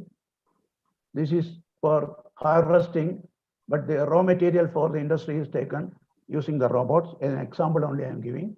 This is where the Apple industry using conveyor belt and quality check simultaneously, movement and quality checking going on. Robots at World of Coca-Cola. I happened to visit the place and seen the operation of the robots. And robots packing bottles of beer is another example. And this is what I was referring to, virtual reality helmet, aid to maintenance. The expert could be anywhere in the world, any corner of the world. If there is a machine breakdown, the operator can contact him over the net, internet, and realistic picture of the machine could be presented to him. He can see through the virtual reality helmet and suggest what are the corrective actions so that repair can be done in situ. Industry 4, if you want to implement the various stages, visualization of the end objective, like any other process, framing up a functional architecture of the model. What are the components you would like to have in the architecture? Selection of technologies and components fitting into the architecture. Build the model based on one function at a time. Don't try to take up everything and do it. One function at a time and prove it and certify it. Estimate cost of investment of the system, including consultancy fees and operation cost. Advantages of Industry 4. Automation and integration of manufacturing processes, F&B industries, facilitate to improved industrial production, quality, and food safety. Maintain documentation on compliance as per food safety regulations, decrease wastage and emissions, and optimize resource usage. Help to retain competitive advantage and maintain growth. F&B industry in India is very large. I think most of you know it much better than me in terms of growth potential, export, production, and consumption. Government of India has drawn up plans to set up large number of parks to develop clusters that provide necessary infrastructure for food processing. It is considered appropriate for Indian F&B industries to implement Industry 4 model to derive advantage. Now coming to the conclusion. Industry 4 model implementation in F&B industry provides remarkable advantage by improving productivity and food safety and easy recall. Processes are to be adopted earlier part of the supply chain to ensure food safety, productivity, and quality. Desirable to change quality management system in line with those in high-tech industries like pharmaceuticals. There could be similarities. I am not saying like to like, but you can understand what pharmaceutical industries are doing to avoid wastages of products. F&B industry needs to move from paper. As of now, it is done mechanical means, or in paper, everything is done, to digital ways of working to achieve the goals. Now, future scope. Growth of electronic retailing and connecting the food value chain from end to end. New technology like whole genome sequencing. Some of you might have worked in the research area of this, for traceability and rapid testing for food safety. Increased use of robotics, remote sensors, and drones. Drones for supplying the items from the go down to the consumer. Convergence of nano, bio, information, and cognitive technologies to generate new product market. Now, future scope continued. F&B industry can derive much more benefit in a changing trend of consumption because of globalization from Industry 4. It also leaves the industry's position when Industry 5.0 comes along, whenever that may be, whatever it may entail. I think with this, I conclude. Thank you, sir. Thank you, Dr. Subramaniam. It is interesting to hear you that how the Industry 4 is helpful in the sustainable future of food and beverages industry. Thank you. But I think you should also, in the end, you should also discuss how the implementation of this Industry 4, the kind of opportunities provided by the Industry 4 is difficult to adopt, and what are the challenges to adopt those technologies. So we would like to hear that part also, but we will give you the opportunity in the end to hear you. Thank you. Yeah. So Dr. Amit, can Yes, sir. Yes, sir, I am here. Yeah, please begin. Am I visible? No. Kindly switch on your video. Yeah, we can. You are visible now. Should I? Do you want to present Sir, the PPT or something else? No, I'll put my comments only. Okay, thank you. Oh, my practical observations throughout my life. Actually, I am an economist, and I was never into the farming or farm sector at all. I am not an agricultural economist at all, but I am a practical doer. I worked with an prime education, financial institution, that is Bank of Baroda, for 30 years, and always worked with the farm and farming sector and the farmers. So I had seen their problems and prospects also, and I dedicated myself to them for their development. What is my opinion? Our agriculture and farming sector is still in primitive stage. I have seen it very closely, and I have tried my best to upgrade them. What happened when I found that they are very helpless and always at stake, vulnerable to every problem, and most of the problems are created by the economic political ecosystem of our country, mostly political. Everywhere there is a corruption. Every layer is having a layer of corruption, and they were losing their income like anything at every step. But they were not aware. I have seen those farmers, large farmers and very marginal farmers, they had no idea of their land quality or even their land size, and why they are always in the loss, why the cost of production is increasing and their real income is decreasing regularly, and why they are always mired in problems. They had no understanding.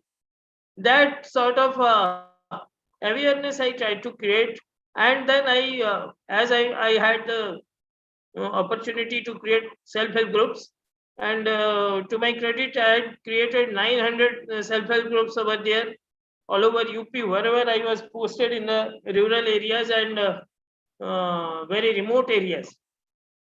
I created the self-help groups and tried to help them by emanating all sorts of information, whatever I could gather. I am not aware of, although I use those terms like artificial intelligence, machine learning, AR, VR, IoT. I use it, but I don't have iota of knowledge about this. And what to talk about the farmers? I don't think our agricultural sector is at all prepared to take any sort of high-end technology, and there will be a great problem. You know, already there is a digital divide, but when this help of artificial intelligence and upgraded technology is given, added, so they will be losing two things: employment and income. Already our agricultural sector is having a load of disguised unemployment. So what I found, I created Krishak Bahini. When I was posted in remotest area of Allahabad, I created Krishak Bahini in the fashion of SHGs and contacted the block officers, whosoever was there, who was linked with the agricultural sector or agricultural upliftment. I contacted them, gathered some of the knowledges, and emanated regularly, created groups like e-Chopal. I regularly participated in e-Chopal, but I was not aware what e-Chopal served them, because they were not aware of, they were not getting any point. They were not getting any benefit from the e-Chopal. Rather, they were taking my advices, who was not at all related with the farmers or the farming directly. So this is the plight. Now, what I think just some speaker just told you that Bihar has created such sort of lineage to give information to the and help the farmers in that way. But what it is working, why it is not being created at a national level, why everywhere politics come into to reduce their activities or their role in country's development, I don't know. I may be using political language, but I understand that politics is everything to determine every step of life. And sometimes this was known, agricultural sector was known as backward sector. Now it is completely neglected sector. You just see the discussions in the parliament.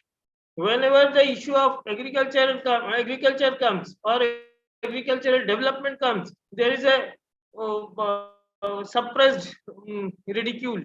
Suppressed ridicule. I have seen myself, because I had been in the parliament in the budget session, and whenever the agricultural issue was raised, everybody was laughing. The backward sector, they were talking about this, and I was pained. Our Annadatas are most vulnerable, and I don't have any capacity to produce even a grain, because neither I have the knowledge nor I have this farm. So what I could do in the line of self-help group, I created Krishak Bahini, and I established a very small booklet that was known as Roshni, and I used to take up some of the villages, and whatever they did during in their agricultural efforts, I highlighted them, and it was directly going to the district magistrate, etc. So they were taking some decisions on that basis. I was able to pursue the block authorities to create check dams in those areas where there was not even a drop of water, and funds were available. I am talking about the period when Ms. Mayawati was chief minister in the 2006-7. I'm talking. So some of the check dams I was successful to pursue the block authorities and create. I think that was my contribution. But one thing is sure, I don't know whether I am using political language or not, but I am political If I am an economist, I must be a political man. I should have, because political is the decision making center, and everything is politicalized. I don't know how far technological uh, gadgets are going to help our farmers and farming. This much I am sure. If any sort of higher technology is used in the farming sector, lots and lots of people will lose their job, and employment and income both in real terms. So this is my humble plea to the platform. There are so many stalwarts are sitting here, and I just salute them. And this is my sincere appeal that they should pursue the government. Of course, I write so many letters to the Prime Minister or Agriculture Minister, Labour Minister, Finance Minister. I write to them, but there is no response. I know. But this is my humble plea to this platform, that they should pursue the central government to create this sort of Krishak Bahini all over India, and be sincere. We don't need a Niti Aayog. We need a Niyat Aayog. Our Niyat is not good. Our intention is not good. That's why we are facing every. Yesterday, Dr. Sukhpal Singh, whom I treat my guru, and I had met him at Creed, Chandigarh, and he had motivated me to the extent. And yesterday he was telling that this problem is not one line problem or one line solution. We have to restructure the agriculture from the very beginning, and we should have a group of people who understand farming, farmers, land, every aspect, technical aspect of the whole thing. That is my plea.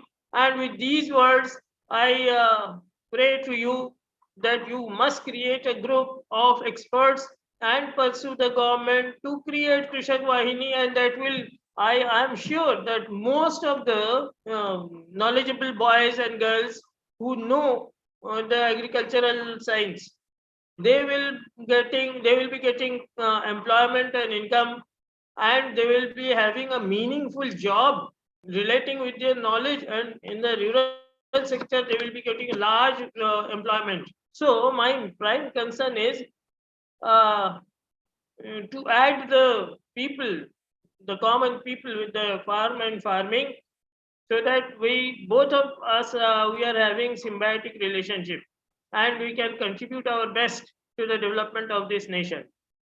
With these words, I withdraw myself, and all my thanks to the SRM and all the big persons are sitting. I stand nowhere because I am just a practical man and working in the field. Till date, I am working in the field.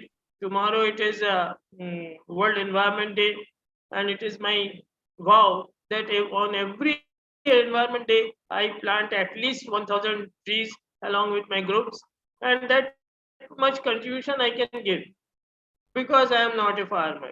But whatever, through these 30 years of working with the bank and financial institution or the farming sector, whatever I have gathered, I know I can do this if I am given free hand to create Krishak Vahini and given fund size. So I can, with all my good intentions, I can create. And very people ridicule me only because I always say that we don't need Niti Aayog. We need Niyat Aayog. Our intention should be clear first, so that we can restructure. These are all hoax. Please don't mind and pardon me. Thank you, sir. Thank you all. Thank you, Dr. Amit. You have raised a very pertinent issue. The political economy is a very important factor that we should consider whenever we are making any development plan. And implementation of any development strategy plan, it depends on the political and political economic situation of any state, region, district. It is very important. Even local politics also sometimes affect the implementation. Sometimes, always. Yeah. Always Yeah. attacks. Always. Yes. All the time. I have faced it. Yes. And you have also raised a very good question for the Dr. Subramaniam, where he has discussed the industry 4 technologies and how these implementation of these technologies are difficult in the area of agriculture. You have also raised some concerns on that also. So Dr. Subramanian, it would be great if you could touch some of the issues that has been raised by the Dr. Amit in the end. Such Yeah. persons should come forward to take us as volunteer. Yes, because yes. they are experts and we are just workers. Yeah. That's my humble plea, sir. Yeah. Thank you. Thank you, Amit. Now we move to the next presentation, Dr. Vishal Dagar. Hello, sir. Good afternoon. Good afternoon. Can you hear me? Yeah. Okay. Thank you, Professor Ghanshyam, for inviting me and for providing an opportunity to present a specific topic related to agriculture economics.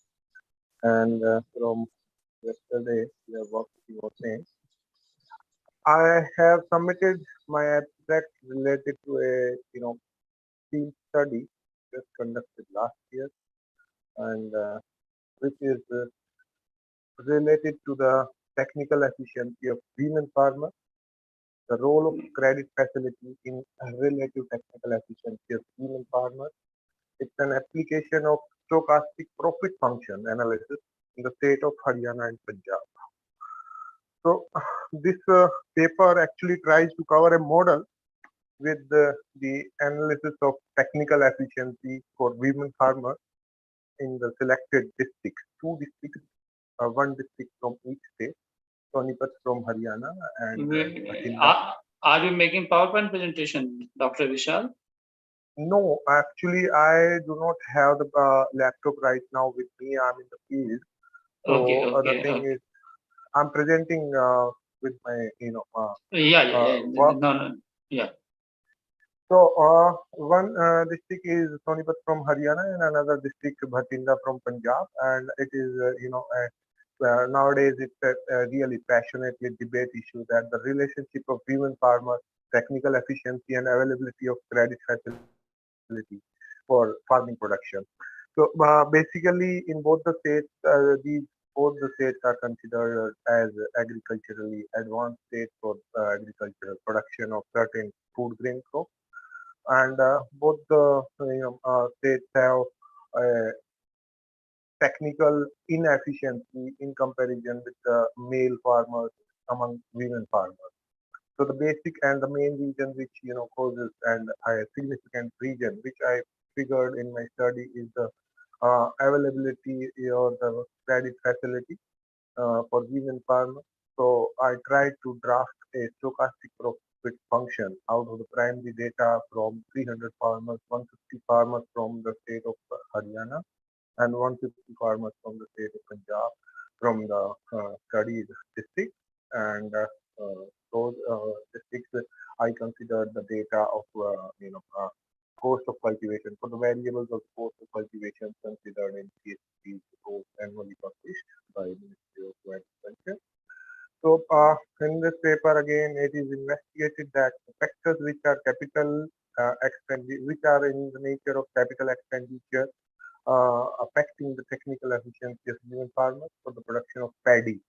So basically, both the states are producing highly water intensive crop paddy very much in the region of Kharif, and for that I tried to develop a model specifically considered by considering the women farmers, and in the recent time it is a hot issue in the agriculturally advanced states that these studies should be encouraged to motivate the farmers, because in the morning, in the session in the morning, people are discussing about adopting new technology. So actually, I try to work a little more that how the farmers can adopt the new technology, and basically, the point which I try to consider or which I try to represent the situation is related to the women farmers, that how the women farmers can adopt the more technologically advanced things. So this paper is actually accepted in the Journal of Rural Studies elsewhere. So coming in November of this year. So all the previous studies were based on the production function, and in this study, I tried a little, extensively more data or a more data intensive model related to profit instead of production. So the name which I mentioned in the title is stochastic profit function analysis instead of stochastic frontier analysis. So it is a little bit also criticized that it can be suffering from simultaneous equation biases, some econometric issues, and because of the input levels are endogenous and in nature, and not similar in terms of quantity units. So basically the profit function methods avoid the problem, and no previous studies has used the profit function method to test the technical efficiency difference between the types of farmers for a particular region in primary study so far. So it's a unique study. I tried, and the availability of credit facility for both the gender specific farmers. So the objective of this paper was to compare and to determine the level of technical efficiency among women and farmers.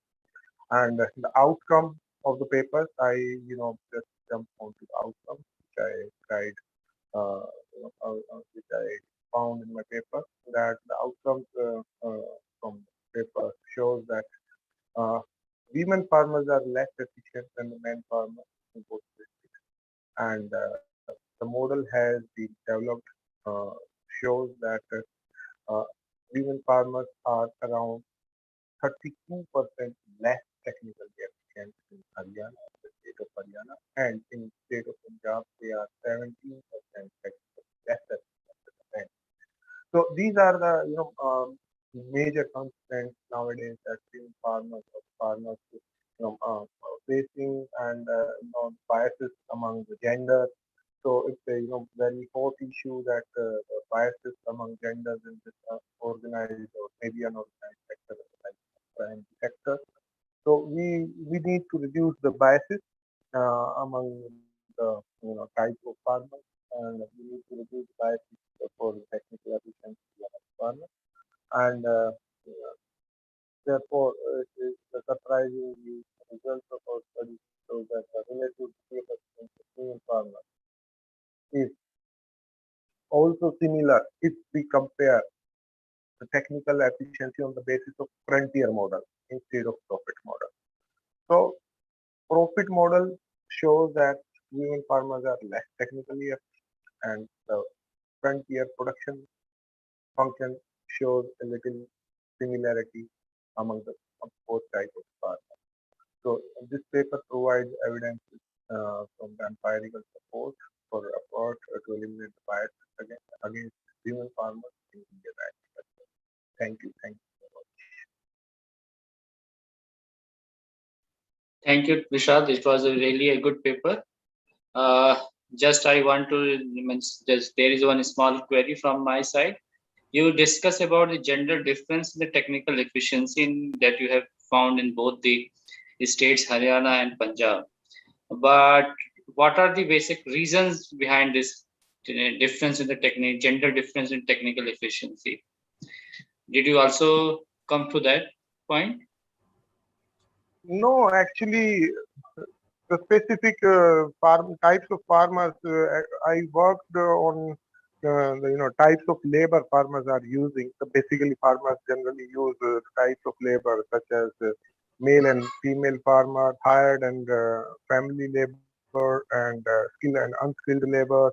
So from that idea, I got a point that why should not I compare the farmers in terms of male and female? Why should not I compare the technical? Yeah. That point I got. But my question is that if there is a gender difference in technical efficiency, why is it so? Gender difference in technical efficiency? Yeah. You have pointed that there is a gender difference in technical efficiency. But what is the reason? What is the reason? Actually, there is a difference in technical efficiency for both the genders. Yeah. Your Yeah. question actually, is I try to explain the question in more deeply. That you just want to say that why there is a difference in technical efficiency for both the genders. The main reason I just, when I drafted the model and I found that the input variables for the credit availability, one input variable I included in the model is the availability of the facility of credit. So that facility of the credit shows a highly positive value, which shows highly inefficient value in the model, which I regress when I regress to SFA. So it shows a highly, positive value. So it shows a highly inefficient. So when I found that this particular model because I collected the data for farmers, and from out of those farmers I selected only female farmers. So for female farmers, when I tried to run the model, I figured that this particular input variable shows highly positive significant value for inefficiency in the model. So when I regress and I found, then I figured the significant values through that and SF values and output. Then I again predict the values in terms of average technical efficiency for all the farmers. Then again, all technical efficiency estimates shows that for female farmers, the average technical efficiency for both the states having large differences for profit function, but less difference for the frontier production function. So basically, it's a technical point that econometrically, if we just try to justify our output and outcomes, that through econometric modeling, if we just want to justify that, yeah, profit function is showing like in terms of income. I just put the income as a dependent variable, and all the other input variables considered as independent variable in the model. So when I try to figure out, then it shows that for the profit function, the relative technical efficiency is very, very fluctuating among both the type of farmers. So this is the main actually outcome of the paper, and this is what maybe I think answer of your question. Yeah. Yeah. Now let's move with another presentation. Pranav Mohan. Yes, sir. Yeah, please. So, sir, I'm hoping that my screen is visible. Yes, yes, Pranav. Good afternoon, everyone. This is Pawan Mohan from Department of Electronics and Communication Engineering from SRM University, AP Amravati. And now I am going to talk about assessment of agriculture production utilizing data science tech.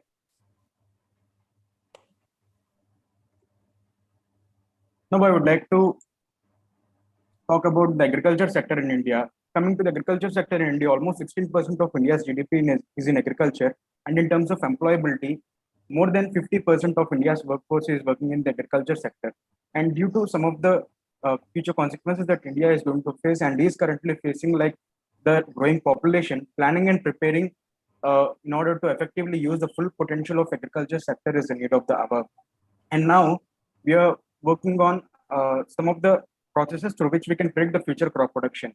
And in the following paper, we discuss the implementation of time series analysis on agriculture production, which was studied in the state of Telangana.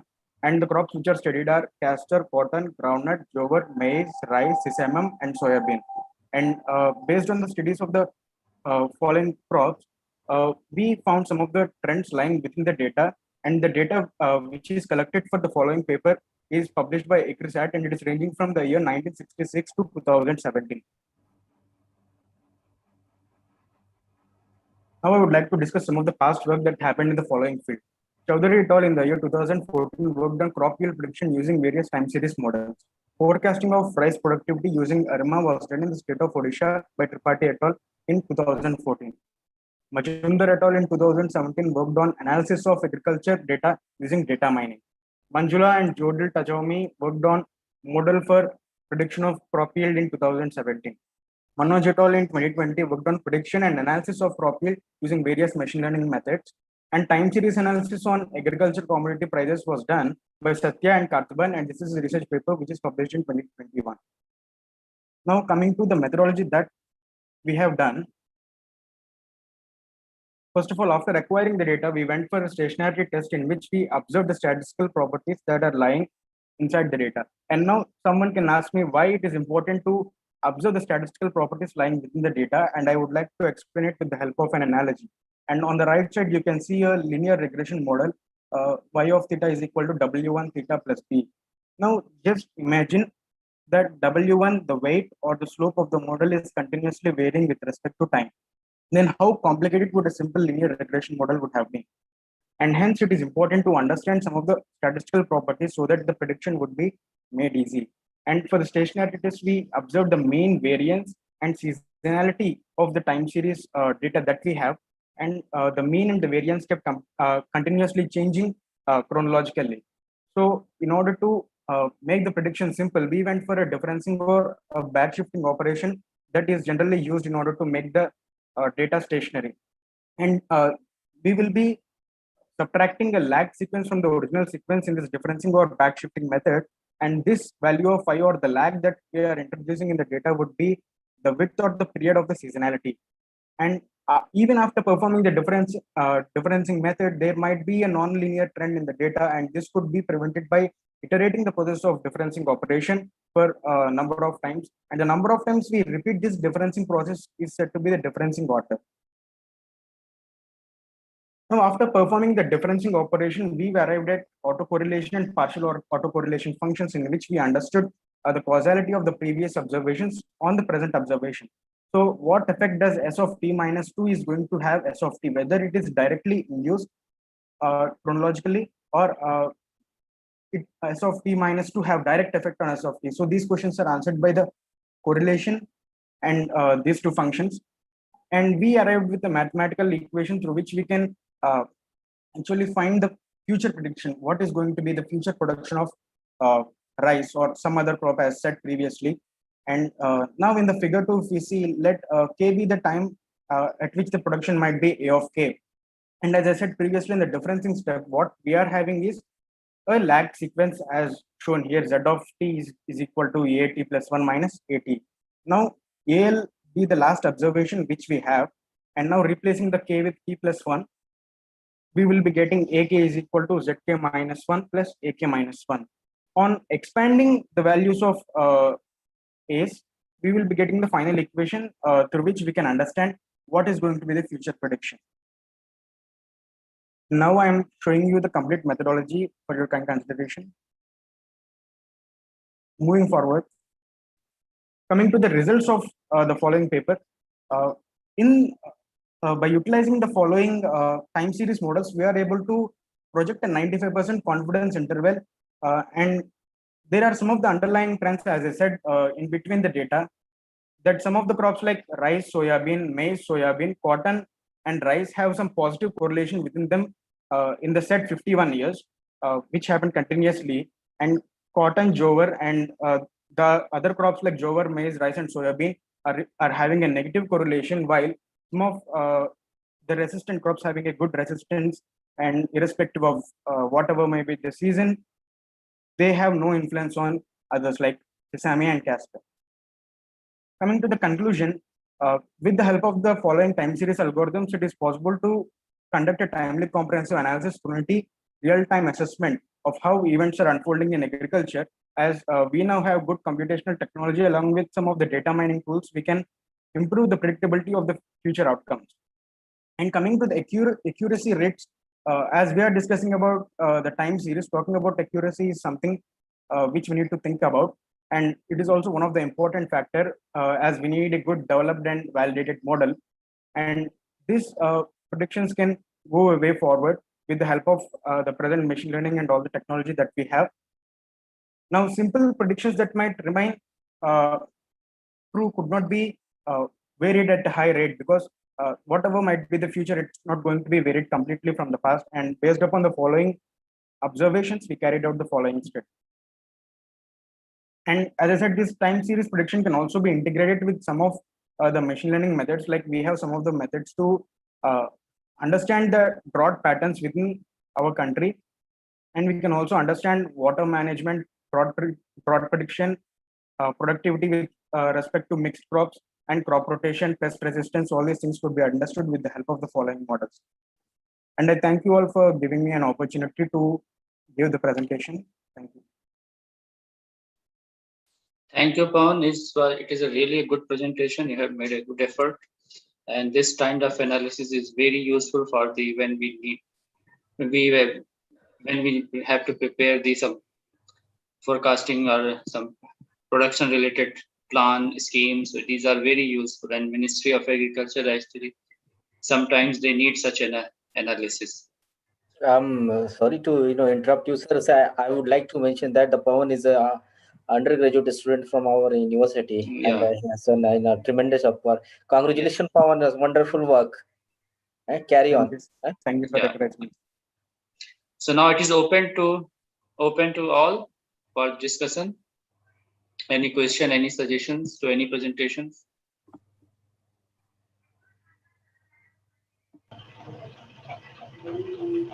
Yeah, sir.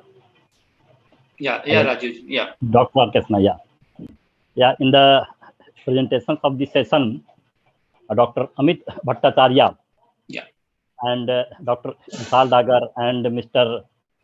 Pranav Mohan, they all could have proved their efficiency, and they have given very valuable information. Dr. Amit Bhattacharya had already appreciated and explained about the performance and working of his Krisak Vahini, and requested us to be associated with that organization. One of his assertion was very rightly taken by us, Niti Ayog, not Niti Ayog, but Niyat Ayog. Of course, a lot of treasure of knowledge through grassroots level policy inputs are provided by various universities, centers, research centers, units sponsored by, established by quite a few of the union ministry of the state governments. But those inputs, research-based inputs, policy feedbacks are not actually taken into consideration and are very hardly implemented in the real life. If those treasure of knowledge provided through such persons, innovative persons, NGOs, and researchers through their institutions are taken into consideration, and these are some of the action points suggested are taken into consideration by the concerned departmental line agencies, by the concerned state government, by the concerned union ministry, I think the face and scenario of Indian agriculture will definitely change.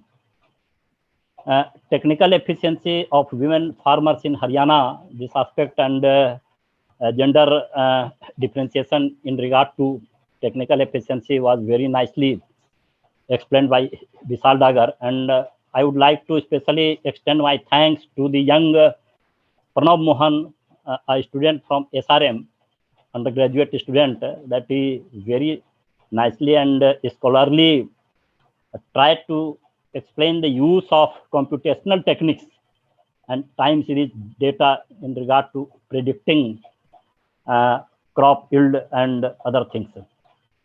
So what we need at this moment, that our motto, objective should be to bring a positive change in the agriculture and allied sector.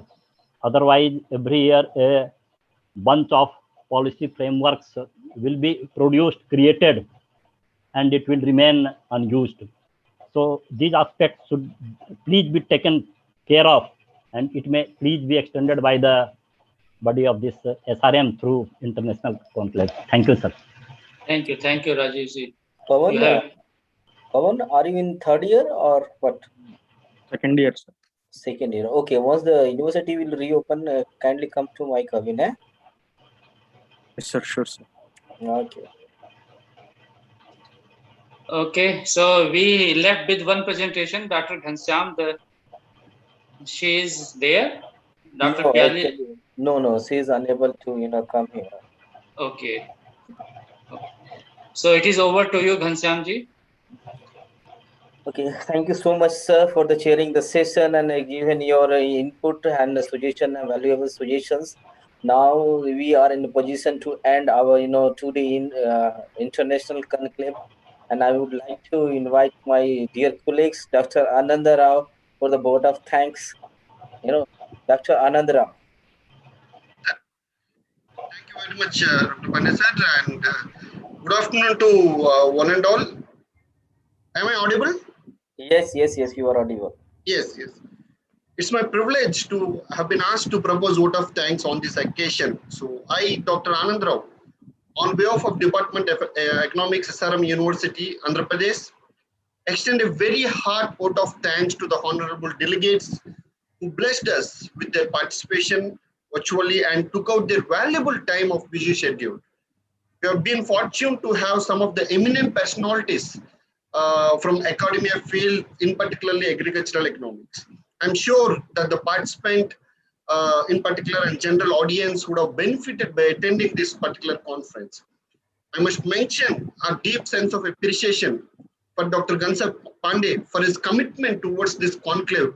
I still remember last 2 months onwards, he was mentioning to all of our colleagues, guys, we are conducting an international conclave and we need to, eminent personalities are coming to enlighten us in so many ways, and we have to conduct in best possible way, and I hope we met with the expectations. Also, I would like to extend a special thanks to Professor V.S. Rao Garu, our Vice Chancellor, for inspiring us always in all the aspects. I especially thank all the chairpersons who chaired the sessions and also the panelists for their valuable insights through which everyone got enlightened. Thank you very much to all of you, sir. I thank my faculty colleagues, Dr. Manjur and Dr. Mohan, for their continuous support in this conclave. I'm also very grateful to thank Professor Narayan Rao Garu, who is our Pro-Vice Chancellor, for giving us this opportunity to organize this event. Thank you very much, sir. You are the person who encourages always concentrate on research and try to put out the best in research.